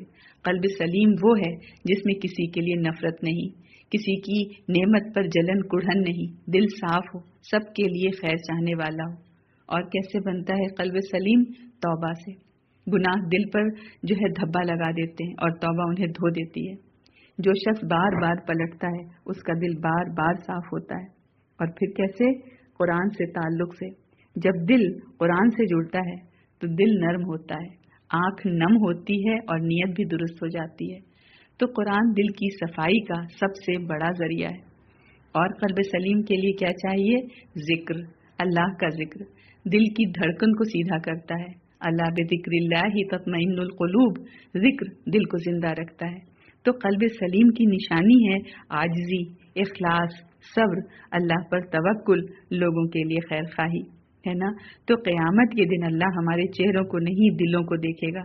उस दिन न आवाज़ काम आएगी, न अल्फाज, न इल्म, न हैसियत। अगर कुछ काम आएगा तो सिर्फ एक चीज़, कल्ब सलीम। इसलिए हमें आज से अब हम अपनी नमाजों से ज़्यादा जो है अपने दिल की फिक्र करें, यानी हमारा दिल ही सब कुछ है तो ऑटोमेटिकली हमारी नमाजें भी अच्छी होंगी, हर चीज़ अच्छी होगी। आगे है आय नंबर 91 से 100। और दोज़ख गुमराहों के सामने लाई जाएगी और उनसे कहा जाएगा, कहाँ हैं वो जिन्हें तुम पूछते थे अल्लाह के सिवा? क्या वो तुम्हारी मदद कर सकते हैं या वो बदला ले सकते हैं? फिर वो और सब गुमराह उस जहन्नम में औंधे मुँह डाले जाएंगे। फिर वो और सब गुमराह उस जहन्नम में औंधे मुँह डाले जाएंगे। और इब्लीस के सारे लश्कर भी वो कहेंगे, जबकि वो वहाँ झगड़ रहे होंगे, अल्लाह की कसम यकीनन हम ही खुली गुमराही में थे, जबकि हम तुम्हें रब्बुल आलमीन के बराबर ठहराते थे और हमें तो उन्हीं यानी बड़े मुजरिमों ने बहकाया था, तो अब हमारे लिए कोई सिफारिशी नहीं है। यहाँ अंजाम वाज़े किया जा रहा है कि जिन्हें माबूद बनाया था वो खुद बेबस निकले। क़यामत के दिन सब इतराफ़ करेंगे कि हम गुमराह थे, मगर उस दिन का इतराफ़ फ़ायदा नहीं देगा। तो ये क्या कहा जा रहा है कि गलत क़यादत, गलत सोहबत और गलत अक़ीदा आखिरकार इंसान को तन्हा छोड़ देते हैं। निजात आज के फैसले से है, कल के अफसोस से नहीं है। आगे देखते हैं आय नंबर 101 से 110। और न कोई मुखलिस दोस्त, फिर काश कि हमारे लिए एक बार दुनिया में वापसी हो तो हम मोमिनों में से हो जाएं। बेशक उसमें अजीम निशानी है और उनके अक्सर ईमान लाने वाले नहीं हैं। और बेशक आपका रब वही है गालिब, बहुत रहम करने वाला। कौम नूह ने रसूलों को झुटलाया जब उनसे उनके भाई नूह ने कहा, क्या तुम अल्लाह से डरते नहीं? बेशक मैं तुम्हारे लिए अमीन रसूल हूँ, लिहाजा तुम अल्लाह से डरो और मेरी इताअत करो। और मैं तुमसे इस तबलीग पर कोई अज्र और सिला नहीं मांगता, मेरा अज्र तो रब्बुल आलमीन ही के जिम्मे है, लिहाजा तुम अल्लाह से डरो और मेरी इताअत करो। देखें, यहाँ पर क़यामत का पछतावा जो है वो खोला जा रहा है कि वापसी की तमन्ना होगी मगर मौका तो खत्म हो चुका होगा। फिर नूह अलैहिस्सलाम की दावत शुरू होती है और पैगाम वही है, यानी तकवा, इताअत और बेलौस जो है इनकी दावत। हर नबी का जुमला एक जैसा है कि मैं तुमसे कोई अज्र नहीं मांगता। ये क्या बता रहा है कि सच्ची दावत मफाद से पाक होती है और कामयाबी सिर्फ अल्लाह के सुपुर्द होती है। आगे है आय नंबर 111 से 120। उन्होंने कहा, क्या हम तुझ पर ईमान लाएं, हालांकि तेरी पैरवी तो रजील लोगों ने की है। नूह ने कहा, और मुझे इसका क्या इल्म जो वो अमल करते रहे हैं। उनका हिसाब तो मेरे रब के जिम्मे है। अगर तुम कुछ शऊर रखते हो, और मैं मोमिनों को दूर करने वाला नहीं, मैं तो खुल्लम खुल्ला डराने वाला हूँ। वो बोले, ए नूह, अगर तू बाज न आया तो तुझे जरूर संसार कर दिया जाएगा। नूह ने कहा, ए मेरे रब, बेशक मेरी कौम ने मुझे झुटलाया है। लिहाजा तू मेरे और उनके दरमियान फैसला फरमा और मुझे और जो मेरे हमराह मोमिन हैं उनको निजात दे। चुनांचे हमने उसे और जो लोग भरी कश्ती में उसके साथ थे उनको निजात दी, फिर उसके बाद हमने बाकी सब को डुबो दिया। हम देखें कौम नूह का एतराज जो था वो तबकाती था। आपके साथ तो कमजोर लोग हैं, क्या कह रहे थे कि नूह तुम्हारे साथ तो रजील लोग हैं, है ना, कमजोर लोग हैं तुम्हारे साथ। तो यही है कि उन्होंने जब कहा कि तुम्हारे साथ तो कमजोर लोग हैं, गरीब लोग हैं, हम उनके साथ नहीं बैठ सकते, तो क्या पता चल रहा है इससे कि अकीदे का कोई मसला नहीं था, स्टेटस का मसला था। वो समझते थे कि हम आला हैं, ये गरीब लोग हैं, कमतर हैं, हम उनके साथ मतलब ईमान नहीं लाएंगे। तो यही तकब्बुर तो हर दौर का मर्ज था। और नूह अलैहिस्सलाम का जवाब क्या था? उन्हें नूह अलैहिस्सलाम ने ये कहा कि हिकमत से कहा कि मैं ईमान वालों को नहीं निकाल सकता, उनका हिसाब अल्लाह के पास है और मैं सबके लिए एक ही दावत लेकर आया। यानी इस्लाम में कोई जो क्लास सिस्टम नहीं है, कोई वीआईपी इस्लाम नहीं है, कोई गरीब इस्लाम नहीं है, सब एक सफ में है। तो हक की जो कदर है वो तादाद या हैसियत से नहीं होती है। नबी ने वाज़ेह कर दिया, मेरा काम किसी को धुतकारना नहीं है बल्कि खबरदार करना है। दावत के रास्ते में तमस्खुर, धमकी और इनकार आए, मगर आखिरकार निजात ईमान वालों की हुई। तो ये हिस्सा क्या सिखा रहा है कि हक की मजलिस मेयार से बनती है, तादाद से नहीं बनती। हम तादाद पर बहुत फोकस करते हैं क्योंकि हम तादाद को अपनी इज्जत से, अपनी शोहरत से जज करते हैं। अब देखिए जो व्हाट्सएप वगैरह के ग्रुप्स हैं, फेसबुक या सोशल मीडिया के जो हम बनाए हैं, तो जबरदस्ती के फिर हम लोग मैसेज भी डालते रहते हैं, है ना, कि लोग जो है कहीं आपके ग्रुप से चले ना जाएं। जाने वालों को हम जाने दें। हमारा जो काम है वो खुलूस से दावत देना है, हिदायत तो अल्लाह के जिम्मे है, यहाँ नहीं तो कहीं और हो सकता है इससे और अच्छे ग्रुप से वो जुड़ जाएं, है ना। तो हम अपने ग्रुप में क्वालिटी लाएं। हाँ, ग्रुप छोड़ने वालों से ये तो जरूर पूछें कि क्या आपको हमारी तालीमात में कोई ऑब्जेक्शन है, मतलब कोई ऑब्जेक्शनल चीज मिली है जिससे कि आप इस ग्रुप को छोड़ रहे हैं। अगर वो कहते हैं हाँ, तो हम जो है वाज़ेह करें, और अगर उनका ऑब्जेक्शन सही है तो फिर हम अपने को भी सही करें, हम अपने आप को करेक्ट करें। और अगर वो किसी और वजह से आपका ग्रुप छोड़ रहे हैं तो बिल्कुल फोर्स नहीं करना चाहिए, बिल्कुल फोर्स ना करें, वो आज़ाद हैं अल्हम्दुलिल्लाह। हम हमेशा एक मेयार सेट करें, तादाद नहीं।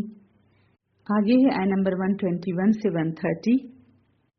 बेशक इसमें अजीम निशानी है और उनके अक्सर मोमिन नहीं, और बिलाशुबह आपका रब वही है गालिब, बहुत रहम करने वाला।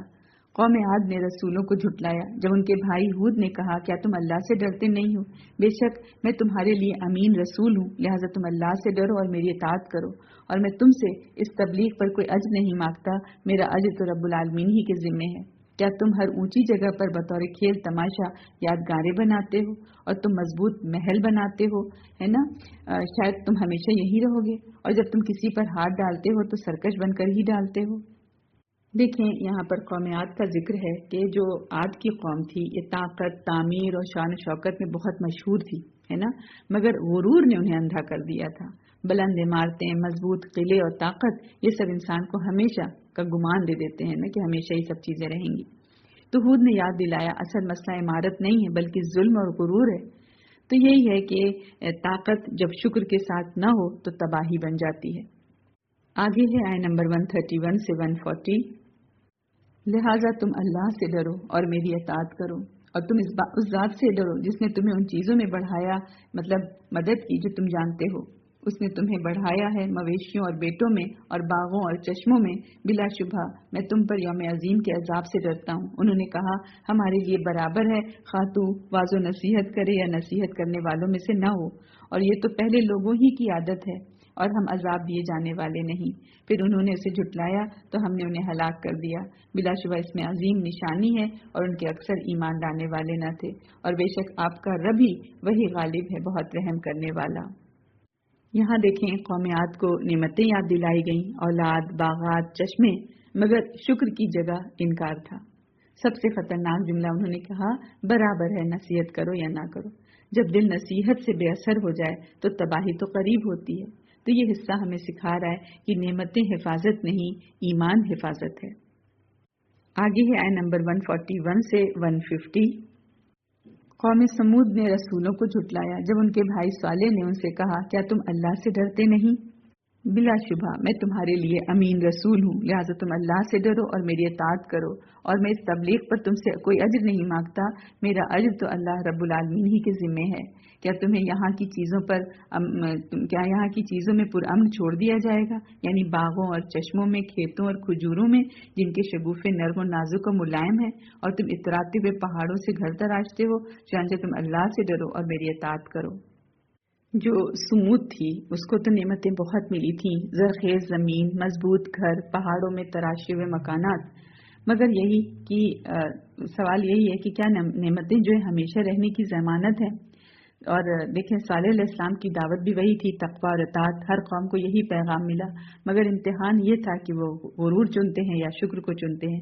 تو دیکھیں یہاں پہ کتنی اچھی آیت ہے، یا تو ترکون فیما ہاہنا آمنین، کیا تم یہ سمجھتے ہو کہ تمہیں یہاں ہمیشہ امن کے ساتھ چھوڑ دیا جائے گا؟ یعنی تم نے یہ فرض کر لیا ہے کہ ہمیشہ یہی باغات، یہی محلات، یہی آرام رہے گا، کوئی حساب نہیں ہوگا، کوئی پکڑ نہیں ہوگی۔ تو ہم سمجھے کہ یہ غرور پر ایک ضرب لگائی جا رہی ہے، تنبیہ دی جا رہی ہے، پوچھا جا رہا ہے مطلب تم سے سب لیا ہی جائے گا، ہے نا؟ فی جنات و عیون، باغات اور چشموں میں، اور پھر اس کے بعد وزروع و نخل طلعها حدیم، کی کھیتوں میں، کھجوروں میں جن کے خوشے نرم و خوبصورت ہیں، یعنی ان کی معیشت، زراعت، خوشحالی کا ذکر ہے نا؟ اور پھر تم پہاڑوں کو تراش کر بڑے فخر سے گھر بناتے ہو۔ تو یہ قوم سمود کی خاص پہچان تھی نا، وہ پہاڑوں میں بہت ہی عالیشان محلات بناتے تھے اور اسی پر تو تکبر کرتے تھے۔ تو اب دیکھیں اصل پیغام کیا، فاتقوا اللہ واتقون، ڈر جاؤ اللہ سے۔ اللہ کہتا ہے ڈرو، میری اطاعت کرو، یعنی نعمتیں جرم نہیں ہیں، لیکن اگر نعمت ہے، ملی ہوئی ہے، اور اس میں تم تکبر کر رہے ہو اور نافرمانی بھی کر رہے ہو، تب یہ جرم ہے اور تب تو ہلاکت پکی ہے۔ تو یہی ہے کہ سوال سے سمجھے کہ جن کو جھنجھوڑا جا رہا ہے کہ کیا تم سمجھتے ہو تمہیں چھوڑ دیا جائے گا، یہ غفلت توڑنے کے لیے سوال ہے نا؟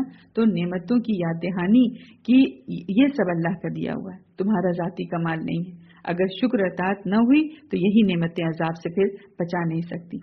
تو یہ مسئلہ تھا، قوم سمود کا یہ مسئلہ تھا، یہ لوگ طاقتور تھے، ٹیکنالوجی یعنی جیسے پہاڑ سے تراش گھر بنا رہے تھے نا، تو ٹیکنالوجی میں بڑے آگے تھے، معاشی طور پر بھی مضبوط تھے، لیکن تکبر، نافرمانی، اللہ سے بے خوفی۔ تو حضرت صالح علیہ السلام نے کیا کہا، نعمتوں میں رہنا جرم نہیں ہے، مگر اللہ کو بھول جانا تو یہ تو جرم ہے۔ تو یہ دیکھیں یہ جو سمود کی جو کہانی ہے نا، تو یہ ہر خوشحال مگر غافل معاشرے کے لیے ہے، پیغام ہے یہاں پر کہ آج جو گھر ہے، بینک بیلنس ہے، کار ہے، ٹیکنالوجی ہے، فارمز ہیں، بزنس ہیں، ہے نا، اور دل میں یہ خیال ہے کہ ہمیں کچھ نہیں ہوگا، یہی تو وہ سوچ ہے جس پر یہ آیات سمجھے ضرب لگا رہی ہے۔ تو یہی ہے کہ تمہارے پاس گھر ہیں، ان سے بڑا گھر تو جنت ہے، تمہارے پاس باغات ہیں، جنت کے باغات دیکھے نہیں، تم پہاڑ کاٹ سکتے ہو لیکن قبر کا اندھیرا کاٹ سکتے ہو کیا؟ تو آیات دیکھیں مختصراً کیا پیغام دے رہی ہیں کہ نعمت اللہ کی امانت ہے، اور غرور جو ہے وہ ہلاکت کا سبب بنے گا، اور جو ہے امن دنیا جو ہے یہ مستقل رہنے والی چیز نہیں ہے، اور اطاعت یہی اصل میں حفاظت کرے گی۔ آگے ہے آیت نمبر 151 سے 160، اور تم حد سے بڑھنے والوں کے حکم کی اطاعت نہ کرو جو زمین میں فساد کرتے ہیں اور اصلاح نہیں کرتے۔ انہوں نے کہا بس تو سحر زدہ لوگوں میں سے ہے، تو ہماری طرح ایک بشر ہی تو ہے، لہٰذا اگر تو سچوں میں سے ہے تو کوئی نشانی یعنی معجزہ لے آ۔ صالح نے کہا یہ اونٹنی معجزہ ہے، ایک دن اس کے پینے کی باری ہے اور ایک مقرر دن تمہارے پینے کی باری ہے، اور اسے بری نیت سے ہاتھ نہ لگانا ورنہ تمہیں یوم عظیم کا عذاب آ پکڑے گا۔ پھر انہوں نے اس کی ٹانگیں کاٹ ڈالی، پھر وہ منادم ہو گئے، پھر انہیں عذاب نے آ پکڑا۔ بے شک اس میں عظیم نشانی ہے اور ان کے اکثر ایمان لانے والے نہ تھے، اور بے شک آپ کا رب وہی ہے غالب، بہت رحم کرنے والا۔ قوم لوط نے رسولوں کو جھٹلایا۔ صالح علیہ السلام کی قوم کو کھلی نشانی دی گئی مگر سرکشی نے آنکھ بند کر دی۔ حد سے بڑھنے والوں کی اطاعت فساد تک لے جاتی ہے۔ اونٹنی ایک امتحان تھی، فرمانبرداری یا غرور، انہوں نے غرور چنا اور انجام واضح ہو گیا۔ تو یہ کیا پتہ چل رہا ہے کہ نشانی دیکھ کر بھی جو نہ بدلے اس کے لیے پھر عذاب ہی باقی رہتا ہے۔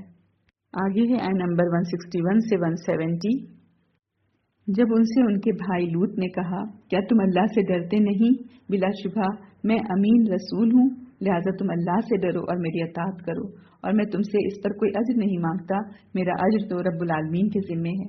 کیا تم جنسی تسکین کی خاطر جہان کے مردوں کے پاس آتے ہو और तुम अपनी बीवियां छोड़ देते हो जिन्हें तुम्हारे रब ने तुम्हारे लिए पैदा किया है, बल्कि तुम लोग हद से गुजरने वाले हो।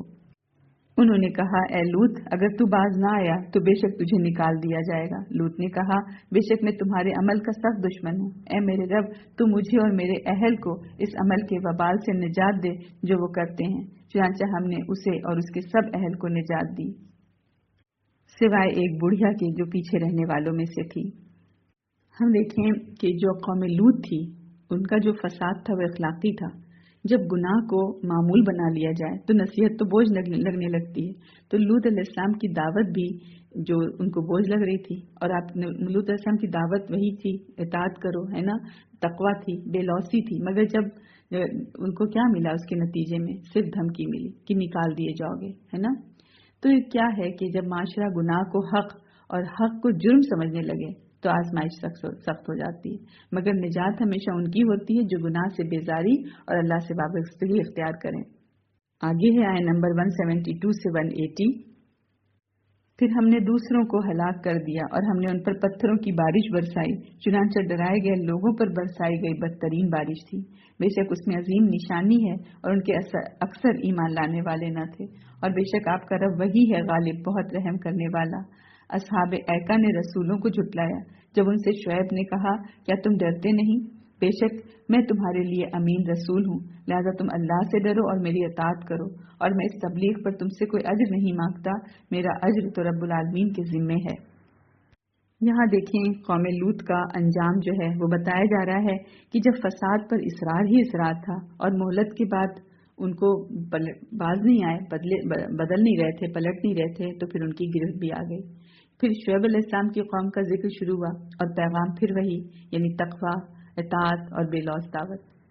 देखें क्या बार यहाँ पैगाम आ रहा है कि एक ही पैगाम सबने दिया है ना, और इनकार भी देखें एक ही जैसा है, तो फिर अंजाम भी एक ही जैसा है, तबाही सबकी, दर्दनाक अजाब। जो कौम लूत पर बारिश आई कि डराए गए लोगों पर वो बारिश जो थी बदतरीन बारिश थी, है ना। तो ये पत्थरों की बारिश थी उन पर, जैसे दूसरी सूरतों में भी आया ना, सूरत हूद और सूरत ज़ारियात में आया है इसके बारे में कि वो सिज्जील यानी पत्थर बरसाए गए और निशान, हर जो निशान ज़दा पत्थर थे हर मुजरिम, यानी अजाब अंधाधुन नहीं था, हर मुजरिम के लिए एक पत्थर मुकर्रर था। कौम लूत पर अजाब जो है देखें 3 मरहलों में आए ना। बस्ती उलट गई, यानी जमीन को ऊपर नीचे उठाकर उलट पुलट दिया गया, है ना। और फिर पत्थरों की बारिश, यानी ऊपर से मुसलसल पत्थर बरसाए गए। और फिर मुकम्मल तबाही भी कि कोई बच नहीं सका सिवाय ईमान वालों के, जिन्हें पहले निकाल दिया गया था। तो उन पर जो है सिर्फ कुदरती आफत नहीं थी, सिर्फ ज़लज़ला नहीं था, सिर्फ बारिश नहीं थी, बल्कि आसमान और जमीन दोनों से अजाब, है ना, और निशान ज़दा पत्थर। क्यों? क्योंकि वो इखलाकी जुर्म को उनको सजा मिल रही थी। तो जब दिल सख्त हो जाए, उनकी जो ख्वाहिशात जो थी वो कंक्रीट हो चुकी थी, यानी पत्थर हो चुकी थी, उनके दिल मुर्दा हो चुके थे। तो यही है कि जब दिल सख्त हो जाए तो अजाब भी सख्त हो जाता है। आगे है आयत नंबर 181 से 190। तुम नाप पूरा कर दो और दूसरों को खसारा देने वाले न बनो, और तुम बिल्कुल सीधी तराजू से तौलो, और तुम लोगों को उनकी अशिया न कम दो, और न तुम जमीन में फसाद करते हुए दौड़ो, और उस अल्लाह से डरो जिसने तुम्हें और पहली मखलूक को पैदा किया। उन्होंने कहा, बस तू सहर ज़दा लोगों में से है और तू हमारी तरह बशर ही तो है, और हम तुझे बिलाशुबह झूठों में ख्याल करते हैं। लिहाजा अगर तू सच्चों में से है तो हम पर आसमान से एक टुकड़ा गिरा दे। शुएब ने कहा, मेरा रब खूब जानता है जो तुम अमल करते हो।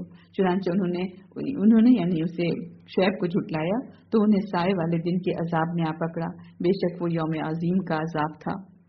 बिलाशुबहा इसमें अजीम निशानी है और उनके अक्सर ईमान लाने वाले न थे। शुएब अलैहिस्सलाम की कौम का जो फसाद था वो माली था, नाप तौल में कमी, लेन देन में धोखा और माशी जुल्म था। तो ये क्या बता रही हैं ये आयात कि फसाद सिर्फ अकीदे का नहीं, माशी बदयांती भी हलाकत का सबब बनती है। जब नसीहत का जवाब जो है मजाक और चैलेंज बन जाए तो फिर अजाब करीब हो जाता है। तो ईमान सिर्फ इबादत नहीं, अमानत और दयानत भी ईमान का हिस्सा है। आगे है आयत नंबर 191 से 200। اور بے شک آپ کا رب وہی ہے غالب، بہت رحم کرنے والا، اور بلا شبہ یہ قرآن رب العالمین کا نازل کردہ ہے، روح الامین جبریل اسے لے کر نازل ہوا آپ کے دل پر تاکہ آپ ڈرانے والوں میں سے ہوں، فصیح عربی زبان میں، اور بلا شبہ وہ قرآن کا ذکر پہلی کتابوں میں بھی ہے۔ کیا ان کے لیے ایک نشانی کافی نہیں کہ بنی اسرائیل کے علماء بھی اس قرآن یا صاحب قرآن کو جانتے ہیں؟ اگر ہم اس قرآن کو کسی اجمی پر نازل کرتے پھر وہ اسے ان پر پڑھتا تو بھی وہ اس پر ایمان نہ لاتے، اسی طرح ہم نے اس تکذیب کو مجرموں کے دلوں میں بٹھایا ہے۔ ہم دیکھیں یہ سورت دوبارہ اپنے اصل موضوع پر آ گئی کہ یہ قرآن رب العالمین کا کلام ہے، کسی شاعر یا جادوگر کا نہیں۔ وہی آسمان سے دل تک پہنچتی ہے، یعنی یہ کتاب دلوں کو بدلنے کے لیے ہے۔ تو مسئلہ زبان یا دلیل کا نہیں ہے، دل کی ضد کا ہے۔ تو کیا پتہ چل رہا ہے ان آیات سے کہ ہدایت کے لیے دل کا کھلنا ضروری ہے، ورنہ نشانی پر نشانی کافی نہیں ہوتی۔ آگے ہے آیت نمبر 201 سے 210۔ وہ اس پر ایمان نہیں لائیں گے یہاں تک کہ وہ دردناک عذاب دیکھ لیں، چنانچہ وہ ان پر اچانک آ پڑے گا جب انہیں خبر تک نہ ہوگی۔ پھر وہ کہیں گے کیا ہمیں کچھ مہلت مل سکتی ہے؟ کیا وہ لوگ ہمارا عذاب جلد مانگتے ہیں؟ بل آپ دیکھیں تو اگر ہم انہیں کئی برس دنیا کا مزہ اٹھانے دیں، پھر وہ عذاب ان پر آ جائے جس سے انہیں ڈرایا دھمکایا جا رہا ہے، تو جس سامان عیش سے وہ مزے اڑا رہے تھے ان کے کچھ کام نہ آئے گا۔ اور ہم نے جس بستی کو بھی ہلاک کیا تو پہلے اس کے لیے ڈرانے والے بھیجے تھے، یاد دہانی کے لیے، اور ہم ظالم نہیں ہیں۔ اور شیاطین اس قرآن کو لے کر نازل نہیں ہوئے۔ تو یہ بتایا جا رہا ہے کہ مہلت کو یہ نہیں سمجھو کہ عذاب سے کوئی بچ گئے، بلکہ یہ امتحان ہے۔ دنیا کی لمبی زندگی بھی آخرت کے ایک لمحے کے سامنے کچھ نہیں۔ جب وقت آ جاتا ہے تو پچھتاوا فائدہ نہیں دیتا۔ اور دیکھیں یہ واضح کیا جا رہا ہے کہ یہ قرآن شیطانی کلام نہیں بلکہ رحمت اور نصیحت ہے۔ تو یہ بتا رہا ہے یہ حصہ کہ مہلت کو غفلت نہ سمجھو بلکہ موقع سمجھو۔ آگے ہے آیت نمبر 211 سے 220۔ اور نہ یہ ان کے لائق ہے اور نہ وہ اس کی استطاعت ہی رکھتے ہیں، بلا شبہ وہ تو اس کے سننے سے بھی دور رکھے گئے ہیں۔ چنانچہ اے نبی آپ اللہ کے ساتھ کسی اور کو معبود مت پکاریں ورنہ آپ عذاب پانے والوں میں شامل ہوں گے، اور آپ اپنے قریبی رشتہ داروں کو ڈرائیں اور جو مومنوں میں سے آپ کا اتباع کریں ان کے لیے بھی آپ اپنے مشفقانہ بازو جھکائے رکھیں۔ پھر اگر وہ آپ کی نافرمانی کریں تو کہہ دیجئے بلا شبہ تم جو کچھ کر رہے ہو میں اس سے بری ہوں، اور آپ اللہ یعنی غالب اور رحیم پر توکل رکھیں جو آپ کو دیکھتا ہے جب آپ اکیلے نماز میں قیام کرتے ہیں اور سجدہ کرنے والوں کے ساتھ آپ کا اٹھنا بیٹھنا بھی دیکھتا ہے، بلا شبہ وہی اللہ سمیع اور علیم ہے۔ تو یہ واضح کیا کہ قرآن جو ہے شیطانی نہیں رحمانی کلام ہے، اور دعوت کا آغاز جو ہے گھر سے ہوتا ہے۔ سب سے پہلے اپنے قریب والوں کو حق پہنچاؤ، اور دائی کے لیے سب سے بڑی تسلی کہ اللہ دیکھ رہا ہے، قیام میں بھی، سجدے میں بھی، تنہائی میں بھی۔ تو یہ حصہ ہمیں سکھا رہا ہے کہ دعوت نرمی سے، برات وضاحت سے، اور توکل مکمل طور پر اللہ پر۔ آگے ہے آیت نمبر 221 سے 227۔ کیا میں تمہیں بتاؤں کس پر شیاطین نازل ہوتے ہیں؟ وہ ہر جھوٹ گڑنے والے گناہ گار پر نازل ہوتے ہیں جو شیطانوں کی طرف کان لگاتے ہیں، اور ان کے اکثر جھوٹے ہیں، اور شاعروں کی پیروی گمراہ لوگ ہی کرتے ہیں۔ کیا آپ نے دیکھا نہیں کہ بلا شبہ وہ خیال کی ہر وادی میں سر مارتے پھرتے ہیں، اور بلا شبہ ویسی باتیں کہتے ہیں جو کرتے نہیں، سوائے ان کے جو ایمان لائے اور انہوں نے نیک عمل کیے اور اللہ کا بکثرت ذکر کیا، اور جب ان پر ظلم ہوا تو اس کے بعد انہوں نے بدلہ لیا، اور ظالم لوگ جلد جان لیں گے کہ کون سی لوٹنے کی خوفناک جگہ وہ لوٹیں گے۔ ان آیات میں جہاں کہ اب سورۃ شورا بھی ختم ہو رہی ہے تو یہاں یہ فرق بتایا گیا کہ قرآن شیطانی وسوسہ نہیں ہے بلکہ وحی ہے۔ شیطان جھوٹوں پر اترتا ہے، اللہ کی جو وحی ہے وہ سچوں پر اترتی ہے۔ اور ہم دیکھیں یہ جو آیت ہے اس کو لے کر بہت بات ہوتی ہے کہ والشعراء یتبعہم الغاوون، ہے نا، کہ جو شعراء جو ہیں، شاعر جو ہیں، شاعروں کی پیروی گمراہ لوگ کرتے ہیں۔ تو یہی ہے کہ شعراء کا ذکر یہاں پر اس لیے آیا کہ کفار جو تھے قرآن کو شاعری کہتے تھے نا، مگر سچا مومن وہ ہے جس کا قول اور عمل ایک ہو۔ تو یہی ہے کہ یہاں پر اس کا مطلب یہ نہیں ہے کہ ہر شاعری غلط ہے، نہیں، یہ مطلب نہیں ہے۔ ہم کو دیکھنا ہوگا کہ سیاق کیا ہے۔ है ना, किस कॉन्टेक्स्ट में बात कही जाए। देखिए उससे अगली आयत को हम देखें कि अलम तरा अन्नहुम फी कुल्ली वादिन यहीमून, कि वो हर वादी में भटकते फिरते हैं, व अन्नहुम यक़ूलून मा ला यफ़अलून, वो बात कहते हैं जो खुद नहीं करते। फिर फौरन देखें इस्तिस्ना भी आ रहा है, इल्लल्लज़ीना आमनू व अमिलुस सालिहात, मगर वो शोरा नहीं जो ईमान वाले हैं और अमल साले करते हैं। यानी कुरान ने दो किस्म के शायर बताए। पहली किस्म क्या है, गुमराह शायर, कि वो शायर थे जो झूठे किस्से बनाते, फहाशी को खूबसूरत बनाकर पेश करते, कबीलाई उनका जो गुरूर था उस पर भड़काते थे, बगैर हकीकत के मुबालगा किए जाते थे, अमल कुछ नहीं, बातें बड़ी बड़ी। तो ये जाहिलियत के समझे मीडिया थे, लोग उनके पीछे चलते थे, इसीलिए कहा गया कि उनकी पैरवी गुमराह लोग करते हैं। और दूसरी जो शायरी है वो क्या है, ईमान वाले शायर। तो इसीलिए देखें इस्तिस्ना दिया ना। और अमली मिसाल देखें हम हस्सान बिन साबित, है ना, नबी अकरम सल्लल्लाहु अलैहि वसल्लम ने उनके लिए मस्जिद में मिंबर रखा और फरमाया हस्सान उन पर अशार के जरिए हमला करो, जिब्रील तुम्हारे साथ हैं। तो ये शायरी हक के दिफा में, इस्लाम की हिमायत में, इखलाक के लिए, सच के लिए। तो फर्क यही है कि जो है गुमराह वाली शायरी और ईमान वाली शायरी, गुमराह शायरी में झूठ, फहाशी, गुरूर, बड़ी बड़ी बातें और नफ्स की पैरवी, ये सब चीजें प्रोमोट की जा रही होती हैं। और ईमान वाली जो शायरी है वो जो है उसमें सच है, हया भी है, तवाज़ो भी है, अमल भी साथ है और अल्लाह की रजा है। तो यही है कि कोई शायरी जो है हराम ऐसी कोई चीज नहीं है। देखना यह है कि मौजू क्या है, पैगाम क्या है, दिल को अल्लाह से जोड़ती है या नफ्स से जोड़ती है। जैसे अगर शायरी इश्क है ना, इश्क मिजाजी, फहाशी, मायूसी, शराब, उसको जो है ग्लैमराइज करे तो वो उसी पहली किस्म में आ सकती है। लेकिन अगर हम्द है, नात है, इस्लाही शायरी है, हिकमत है, अखलाक है, उम्मत का दर्द है, तो वो उसी इस्तिस्ना में आती है ना। तो यही सब चीजें हैं। तो कुरान शायरी को मना नहीं करता, कुरान उस शायरी को रद्द करता है जो अमल के बगैर हो, जो सच के बगैर हो, जो अखलाक के बगैर हो। और कुरान उस शायरी को कबूल करता है जो दिल को अल्लाह से जोड़ दे। तो हर शायर गुमराह नहीं, गुमराह वो शायर है जिसकी जबान अल्लाह से खाली हो, और मोमिन शायर वो है जिसके अशार भी इबादत बन जाएं। तो अल्हम्दुलिल्लाह इस पूरी सूरत शोरा में हम देखें पैगाम यही है कि जुल्म का अंजाम तो यकीनी है, और ईमान, जिक्र और अमल साले यही निजात के रास्ते हैं। और फिर पैगाम एक है, तारीख जो है गवाह है, और अंजाम सबका वाज़ेह है। अब इंशाअल्लाह सूरतुन नम्ल आ रही है। सूरतुन नम्ल भी मक्की सूरत है। ये सूरत तौहीद, रिसालत और आखिरत के दलाइल को तारीखी वाक़यात और कायनाती निशानियों के जरिए वाज़े करेगी इंशाअल्लाह। इसका भी जो सेंट्रल थीम है, अल्लाह ताला की कुदरत और हिकमत की निशानियां हैं। मूसा अलैहिस्सलाम, सुलेमान अलैहिस्सलाम और मलके सबा का वाक़या हम देखेंगे। तौहीद की दावत और शिर्क की तरदीद है इस सूरह में। हक का इनकार करने वालों का अंजाम देखेंगे। सूरत शोरा में देखें, अभी हमने पढ़ा कि अंबिया की मुसलसल दावत और कौमों का अंजाम दिखाया गया, और सूरत नम्ल में उन्हीं दलाइल को मजीद हिकमत और निशानियों के साथ पेश किया गया है। तो पैगाम वाज़ेह है, कुदरत की हर निशानी अल्लाह की तरफ से आती है ना, मगर दिल का खुलना जरूरी है इसके लिए। तो शुरू करते हैं अल्हम्दुलिल्लाह। आया नंबर 1 से 10 देखते हैं। तौसीन, ये कुरान और रोशन किताब की आयात हैं। ये हिदायत और बशारत है उन मोमिनों के लिए जो नमाज कायम करते हैं और ज़कात देते हैं और वह आखिरत पर यकीन रखते हैं। बिलाशुबा जो लोग आखिरत पर ईमान नहीं रखते, हमने उनके लिए उनके अमाल पुरकशिश बना दिए हैं, लिहाजा वो भटकते फिरते हैं। वही लोग हैं जिनके लिए बदतरीन अजाब है, और आखिरत में भी वही ज्यादा खसारे में होंगे। और ए नबी, बिलाशुबा आपको तो एक हकीम और अलीम की तरफ से ये कुरान सिखाया जाता है। वो वक्त याद करें जब मूसा ने अपनी अहलिया से कहा, बेशक मैंने आग देखी है, मैं अभी तुम्हारे पास वहां से कोई खबर या सुलगता अंगारा लाऊंगा ताकि तुम तापो।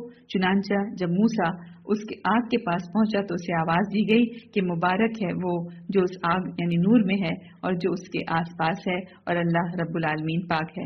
ए मूसा, बिलाशुबा मैं ही अल्लाह हूँ, निहायत गालिब, खूब हिकमत वाला, और अपना असा डाल दे। चुनांचा जब मूसा ने असा डाला और उसे देखा कि वो हरकत कर रहा है, गोया कि वो सांप है, तो पीठ फेर कर पलटा और पीछे मुड़कर न देखा।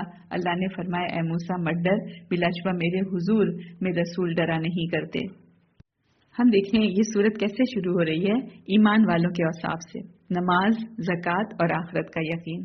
फिर मूसा अलैहिस्सलाम का वाक़या शुरू हो रहा है कि हिदायत अक्सर वहां से शुरू होती है जहां इंसान को लगता है कि वो सिर्फ एक आग देख रहा है, मगर वो वही का दरवाजा बन जाती है।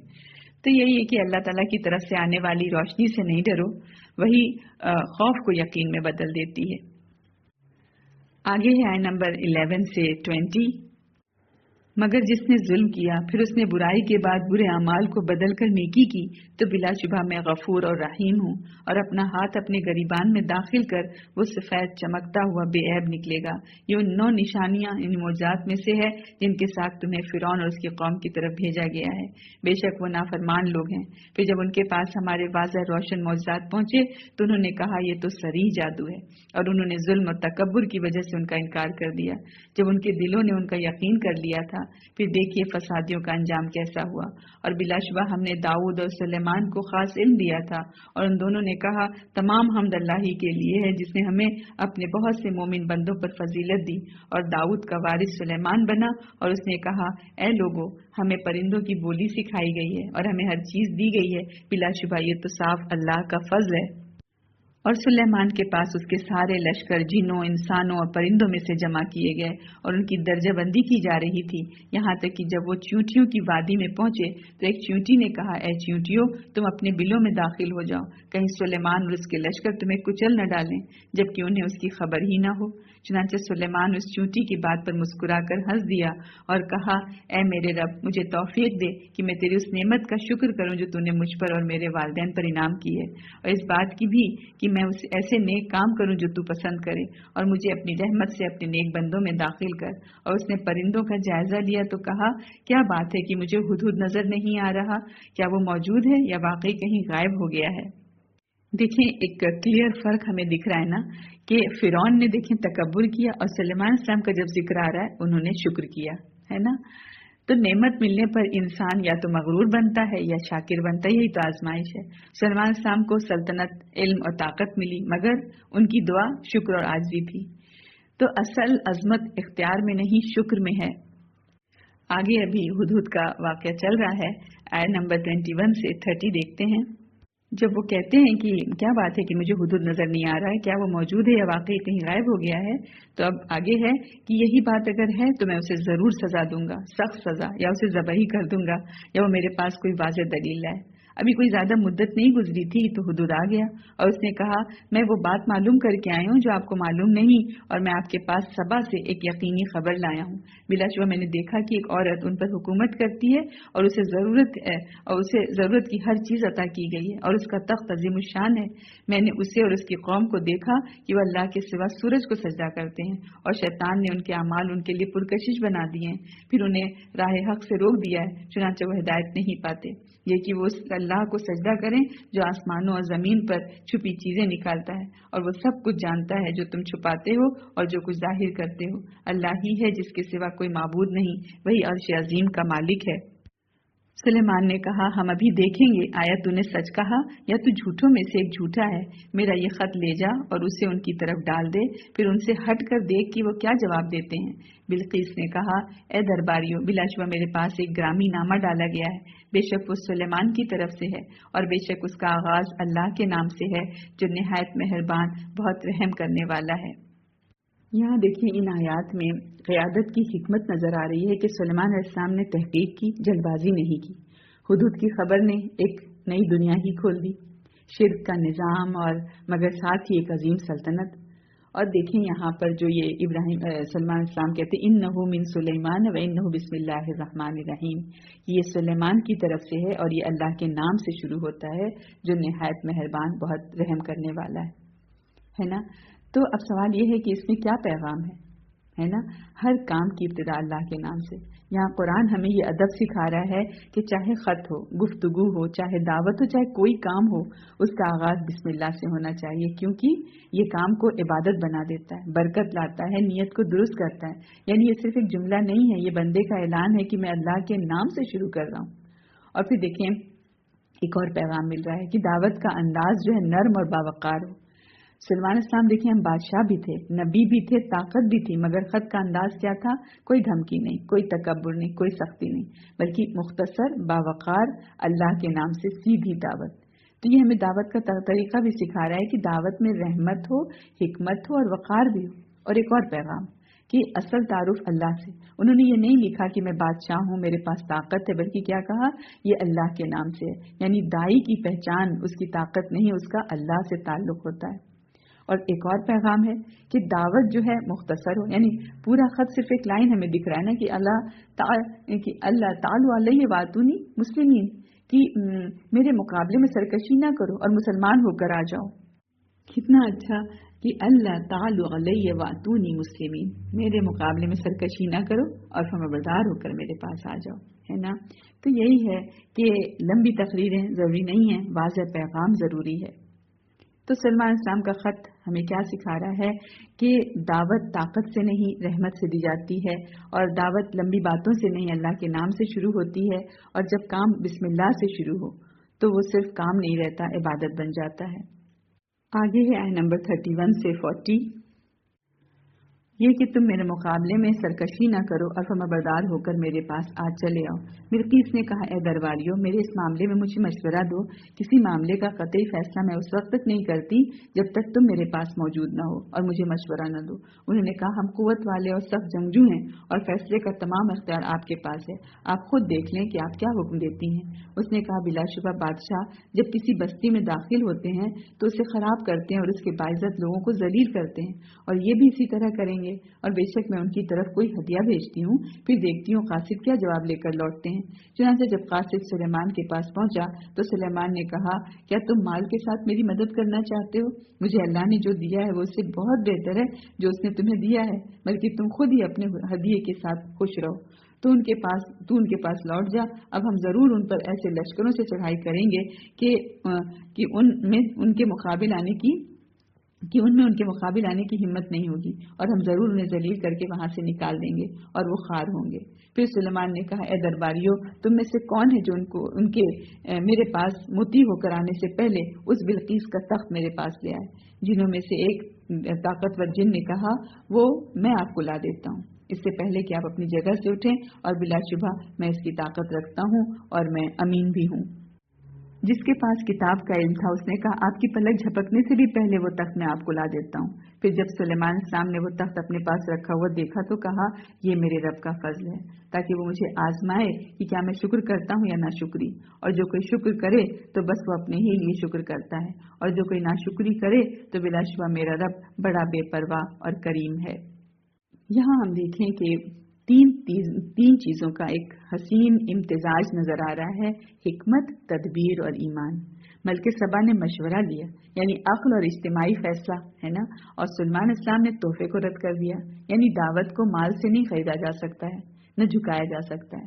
اور سب سے خوبصورت یہ دیکھیں آیت نمبر 40 میں کہ اتنی بڑی قدرت کے باوجود سلمان اسلام نے کیا کہا کہ یہ میرے رب کا فضل ہے.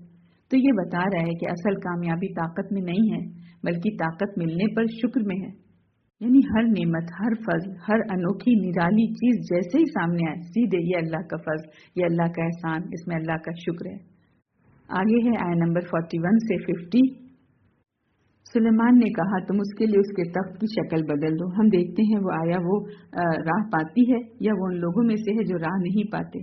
پھر جب وہ آئی تو کہا گیا کیا تیرا تخت ایسا ہی ہے؟ وہ بولی گویا کہ یہ وہی ہے اور ہمیں اس سے پہلے ہی علم ہو چکا تھا اور ہم تابعدار بن گئے تھے، اور اسے عبادت الہی سے اس چیز نے روک رکھا تھا جس کی وہ اللہ کے سوا عبادت کرتی تھی کیونکہ وہ کافر قوم میں سے تھی. اس سے کہا گیا تو محل میں داخل ہو جا. پھر جب اس نے اس کو دیکھا تو اسے گہرا پانی سمجھا اور اپنی دونوں پنڈلیاں کھول دی. سلمان نے کہا یہ تو شیشوں سے جڑا محل ہے. اس نے کہا اے میرے رب، بے شک اب تک سورج کی عبادت کر کے میں نے اپنے نفس پر ظلم کیا، اور اب میں سلیمان کے ساتھ اللہ رب العالمین کی فرمانبردار ہو گئی ہوں. اور بلا شبہ ہم نے سمود کی طرف ان کے بھائی صالح کو بھیجا کہ اللہ کی عبادت کرو، تو اسی وقت وہ لوگ دو فریق یعنی مومن و کافر ہو کر جھگڑنے لگے. صالح نے کہا اے میری قوم، تم بھلائی یعنی رحمت سے پہلے برائی یعنی عذاب کیوں جلدی طلب کرتے ہو؟ تم اللہ سے مغفرت کیوں نہیں طلب کرتے تاکہ تم پر رحم کیا جائے؟ انہوں نے کہا ہم تمہیں اور تمہارے ساتھیوں کو منحوس سمجھتے ہیں۔ صالح نے کہا تمہاری نحوست تو اللہ کے پاس اس کے اختیار میں ہے، بلکہ تم لوگ تو آزمائے جا رہے ہو۔ اور اس شہر میں 9 سرغنے تھے، وہ زمین میں فساد پھیلاتے رہتے تھے اور اصلاح نہیں کرتے تھے۔ انہوں نے کہا تم آپس میں اللہ کی قسم کھاؤ کہ ہم ضرور صالح اور اس کے اہل خانہ پر شب خون ماریں گے، پھر ہم اس کے وارث سے کہیں گے کہ ہم اس کے گھر والوں کی ہلاکت کے وقت موجود نہ تھے، اور بلا شبہ ہم سچے ہیں۔ اور انہوں نے ایک چال چلی اور ہم نے بھی ایک چال چلی اور انہیں خبر تک نہ ہوئی۔ ملکہ سبا کا واقعہ ہمیں دکھا رہا ہے کہ جب دل کھل جائے تو حق قبول کرنا مشکل نہیں رہتا۔ ملکہ سبا کا دل کھلا تھا، اس نے فوراً ایکسیپٹ کر لیا۔ تو علم، تدبیر اور طاقت کے باوجود سلیمان السلام کا مقصد صرف توحید ہی تھا۔ اور پھر دیکھیں سمود کا ذکر آ رہا ہے، نصیحت کے جواب میں بدشگونی اور اصلاح کے مقابلے میں سازشیں۔ تو یہاں پر جو آیت نمبر 48 میں ہے نا کہ اس شہر میں 9 سرغنے تھے، وہ زمین میں فساد پھیلاتے رہتے تھے اور اصلاح نہیں کرتے تھے۔ تو یہ 9 سردار، یہ سرغنے کون تھے؟ قرآن اس پہ کچھ ذکر نہیں کیا، نہ ان کے نام بتائے، نہ ان کی نسل بتائی، نہ ان کی ذات بتائی۔ کیونکہ مقصد تاریخ نہیں، کردار دکھانا ہے۔ البتہ کچھ مفسرین نے لکھا ہے کہ یہ قوم کے بااثر لوگ تھے، لیڈر تھے، سردار تھے، فیصلے انہی کے ہاتھ میں تھے، عام لوگ انہی کے پیچھے پیچھے چلتے تھے، یعنی پاور ایلیٹ تھے یہ لوگ۔ تو یہاں پر ہے کہ ان کی سب سے بڑی خرابی کیا تھی؟ تو قرآن نے صرف ایک جملہ کہا کہ یفسدون فی الارض ولا یصلحون، کہ اصلاح کے دعوے دار نہیں تھے، ہے نا، یہ فساد کرتے تھے، ظلم کرتے تھے، تکبر کرتے تھے، اللہ کی آیت کا انکار کرتے تھے، نبی کے خلاف سازشیں کرتے تھے۔ اور پھر آگے کیا آتا ہے کہ انہوں نے حضرت صالح علیہ السلام کو قتل کرنے کا منصوبہ بنایا اور کہا رات کو مار دیں گے، پھر قسم کھا لیں گے کہ ہمیں کچھ نہیں معلوم ہے۔ تو یہ صرف کفر نہیں تھا، یہ سیاسی دہشت گردی تھی، ہے نا۔ تو یہاں قرآن ہمیں ایک بڑا سمجھے ایک طرح سے سوشل پیٹرن بھی دکھا رہا ہے کہ ہر قوم کو عام لوگ نہیں تباہ کرتے، فساد جو ہے ایلیٹ کلاس بھی پھیلاتی ہے۔ تو جب طاقت اور تکبر اور سازش اکٹھے ہو جائیں تو قومیں تو ہلاک ہوتی ہیں۔ اور ایک نقطہ بھی دیکھیں کہ قرآن نے کہا 9 سردار، یعنی فساد کے لیے پوری قوم نہیں چاہیے، چند طاقتور لوگ بھی کافی ہوتے ہیں۔ اور یہ آج کے زمانے پہ دیکھیں بالکل فٹ بھی آتا ہے نا کہ دیکھیں قوم سمود کو ایک عام انسان نے نہیں، ہے نا، 9 طاقتور سرداروں نے تباہ کیا جو خود بھی بگڑے ہوئے تھے اور پوری قوم کو بگاڑ رہے تھے۔ جب معاشرے کے لیڈر اصلاح کے بجائے فساد پھیلائیں تو پھر عذاب صرف ان پر ہی نہیں پوری قوم پر آتا ہے۔ آگے ہے آیت نمبر 51 سے 59۔ پھر آپ دیکھیں ان کی چال کا انجام کیا ہوا۔ بلا شبہ ہم نے ان 9 سرغنوں کو اور ان کی سب قوم کو تباہ برباد کر دیا۔ چنانچہ یہ ہیں ان کے گھر خالی، اجڑے اور ویران پڑے ہوئے، اس لیے کہ انہوں نے ظلم کیا، اور بلا شبہ اس میں نشان عبرت ہے ان لوگوں کے لیے جو علم رکھتے ہیں۔ اور ہم نے انہیں نجات دی جو ایمان لائے اور وہ اللہ سے ڈرتے تھے۔ اور یاد کریں لوط کو جب اس نے اپنی قوم سے کہا کیا تم بے حیائی بدکاری کرتے ہو جبکہ تم دیکھتے ہو کہ یہ بے حیائی ہے؟ کیا تم شہوت رانی کے لیے اپنی عورتوں کو چھوڑ کر مردوں کے پاس آتے ہو؟ بلکہ تم لوگ تو جہالت کے کام کرتے ہو۔ پھر اس کی قوم کا اس کے سوا کوئی جواب نہ تھا کہ انہوں نے کہا آل لوط کو اپنی بستی سے نکال دو، کیونکہ یہ لوگ تو بڑے پاک صاف بنتے ہیں۔ پھر ہم نے اسے اور اس کے اہل خانہ کو نجات دی سوائے اس کی بیوی کے، ہم نے فیصلہ کر دیا تھا کہ وہ پیچھے ہی رہنے والوں میں سے ہوگی۔ اور ہم نے ان پر پتھروں کی بارش برسائی تو ڈرائے گئے لوگوں پر پتھروں کی بدترین بارش برسائی گئی۔ اے نبی کہہ دیجئے تمام حمد اللہ ہی کے لیے ہے اور اس کے ان بندوں پر سلام ہے جنہیں اس نے چن لیا، کیا اللہ بہتر ہے یا وہ جنہیں لوگ شریک ٹھہراتے ہیں۔ ان آیت پڑھ کر جو مجموعی طور پر بات سمجھ میں آ رہی ہے وہ یہی ہے ایک پیغام کے اس میں کہ سازشیں اللہ کے فیصلے کو نہیں بدل سکتی، ظلم کا انجام ویرانی ہے نا، برا ویران پڑا ان کا گھر، اور تقویٰ کا انجام ہم دیکھیں نجات۔ قوم لوط نے پاک دامنی کو جرم بنا دیا، جب معاشرہ پاک لوگوں کو نکالنے لگے تو عذاب قریب ہو جاتا ہے۔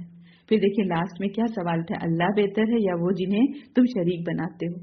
تو یہ صورت بار بار ہمیں کائنات کی طرف لے جا رہی ہے نا کہ خالق ایک ہے، اختیار ایک ہے اور عبادت بھی اسی کے لیے ہے۔ الحمدللہ جز 19 مکمل ہوا۔ جز 19 کو اگر ہم مجموعی طور پر دیکھیں کہ کیا کیا پیغام ہم اپنے ذہنوں میں ڈال لیں تو یہ ہے کہ دعوت میں استقامت ہونی ہے اور اکثریت معیار نہیں ہو سکتا، اور تکبر ہلاکت کی جڑ ہے، اور شکر اور تواضع نجات کا راستہ ہے، اور نعمت جو ہے وہ آزمائش ہو سکتی ہے اور ہے، طاقت، مال، سلطنت سب امتحان ہے۔ ایمان صرف عقیدہ نہیں، کردار بھی ہے، دیانت، عدل، پاکیزگی اور تقوی، اور اللہ کی تدبیر ہی غالب ہے، یعنی انسان منصوبہ بناتا ہے، فیصلہ تو اللہ ہی کرتا ہے۔ تو یہ جز ہمیں کیا سکھا رہا ہے کہ حق پر قائم رہنا ہی اصل کامیابی ہے، چاہے دنیا ساتھ دے یا ساتھ نہ دے۔ ہم اللہ تعالیٰ سے دعا کرتے ہیں کہ اللہ تعالیٰ ہمیں حق کو پہچاننے اور اس پر ثابت قدم رہنے کی توفیق عطا فرما، ہمیں تکبر سے بچا اور شکر گزار بندوں میں شامل فرما، آمین۔ والسلام علیکم۔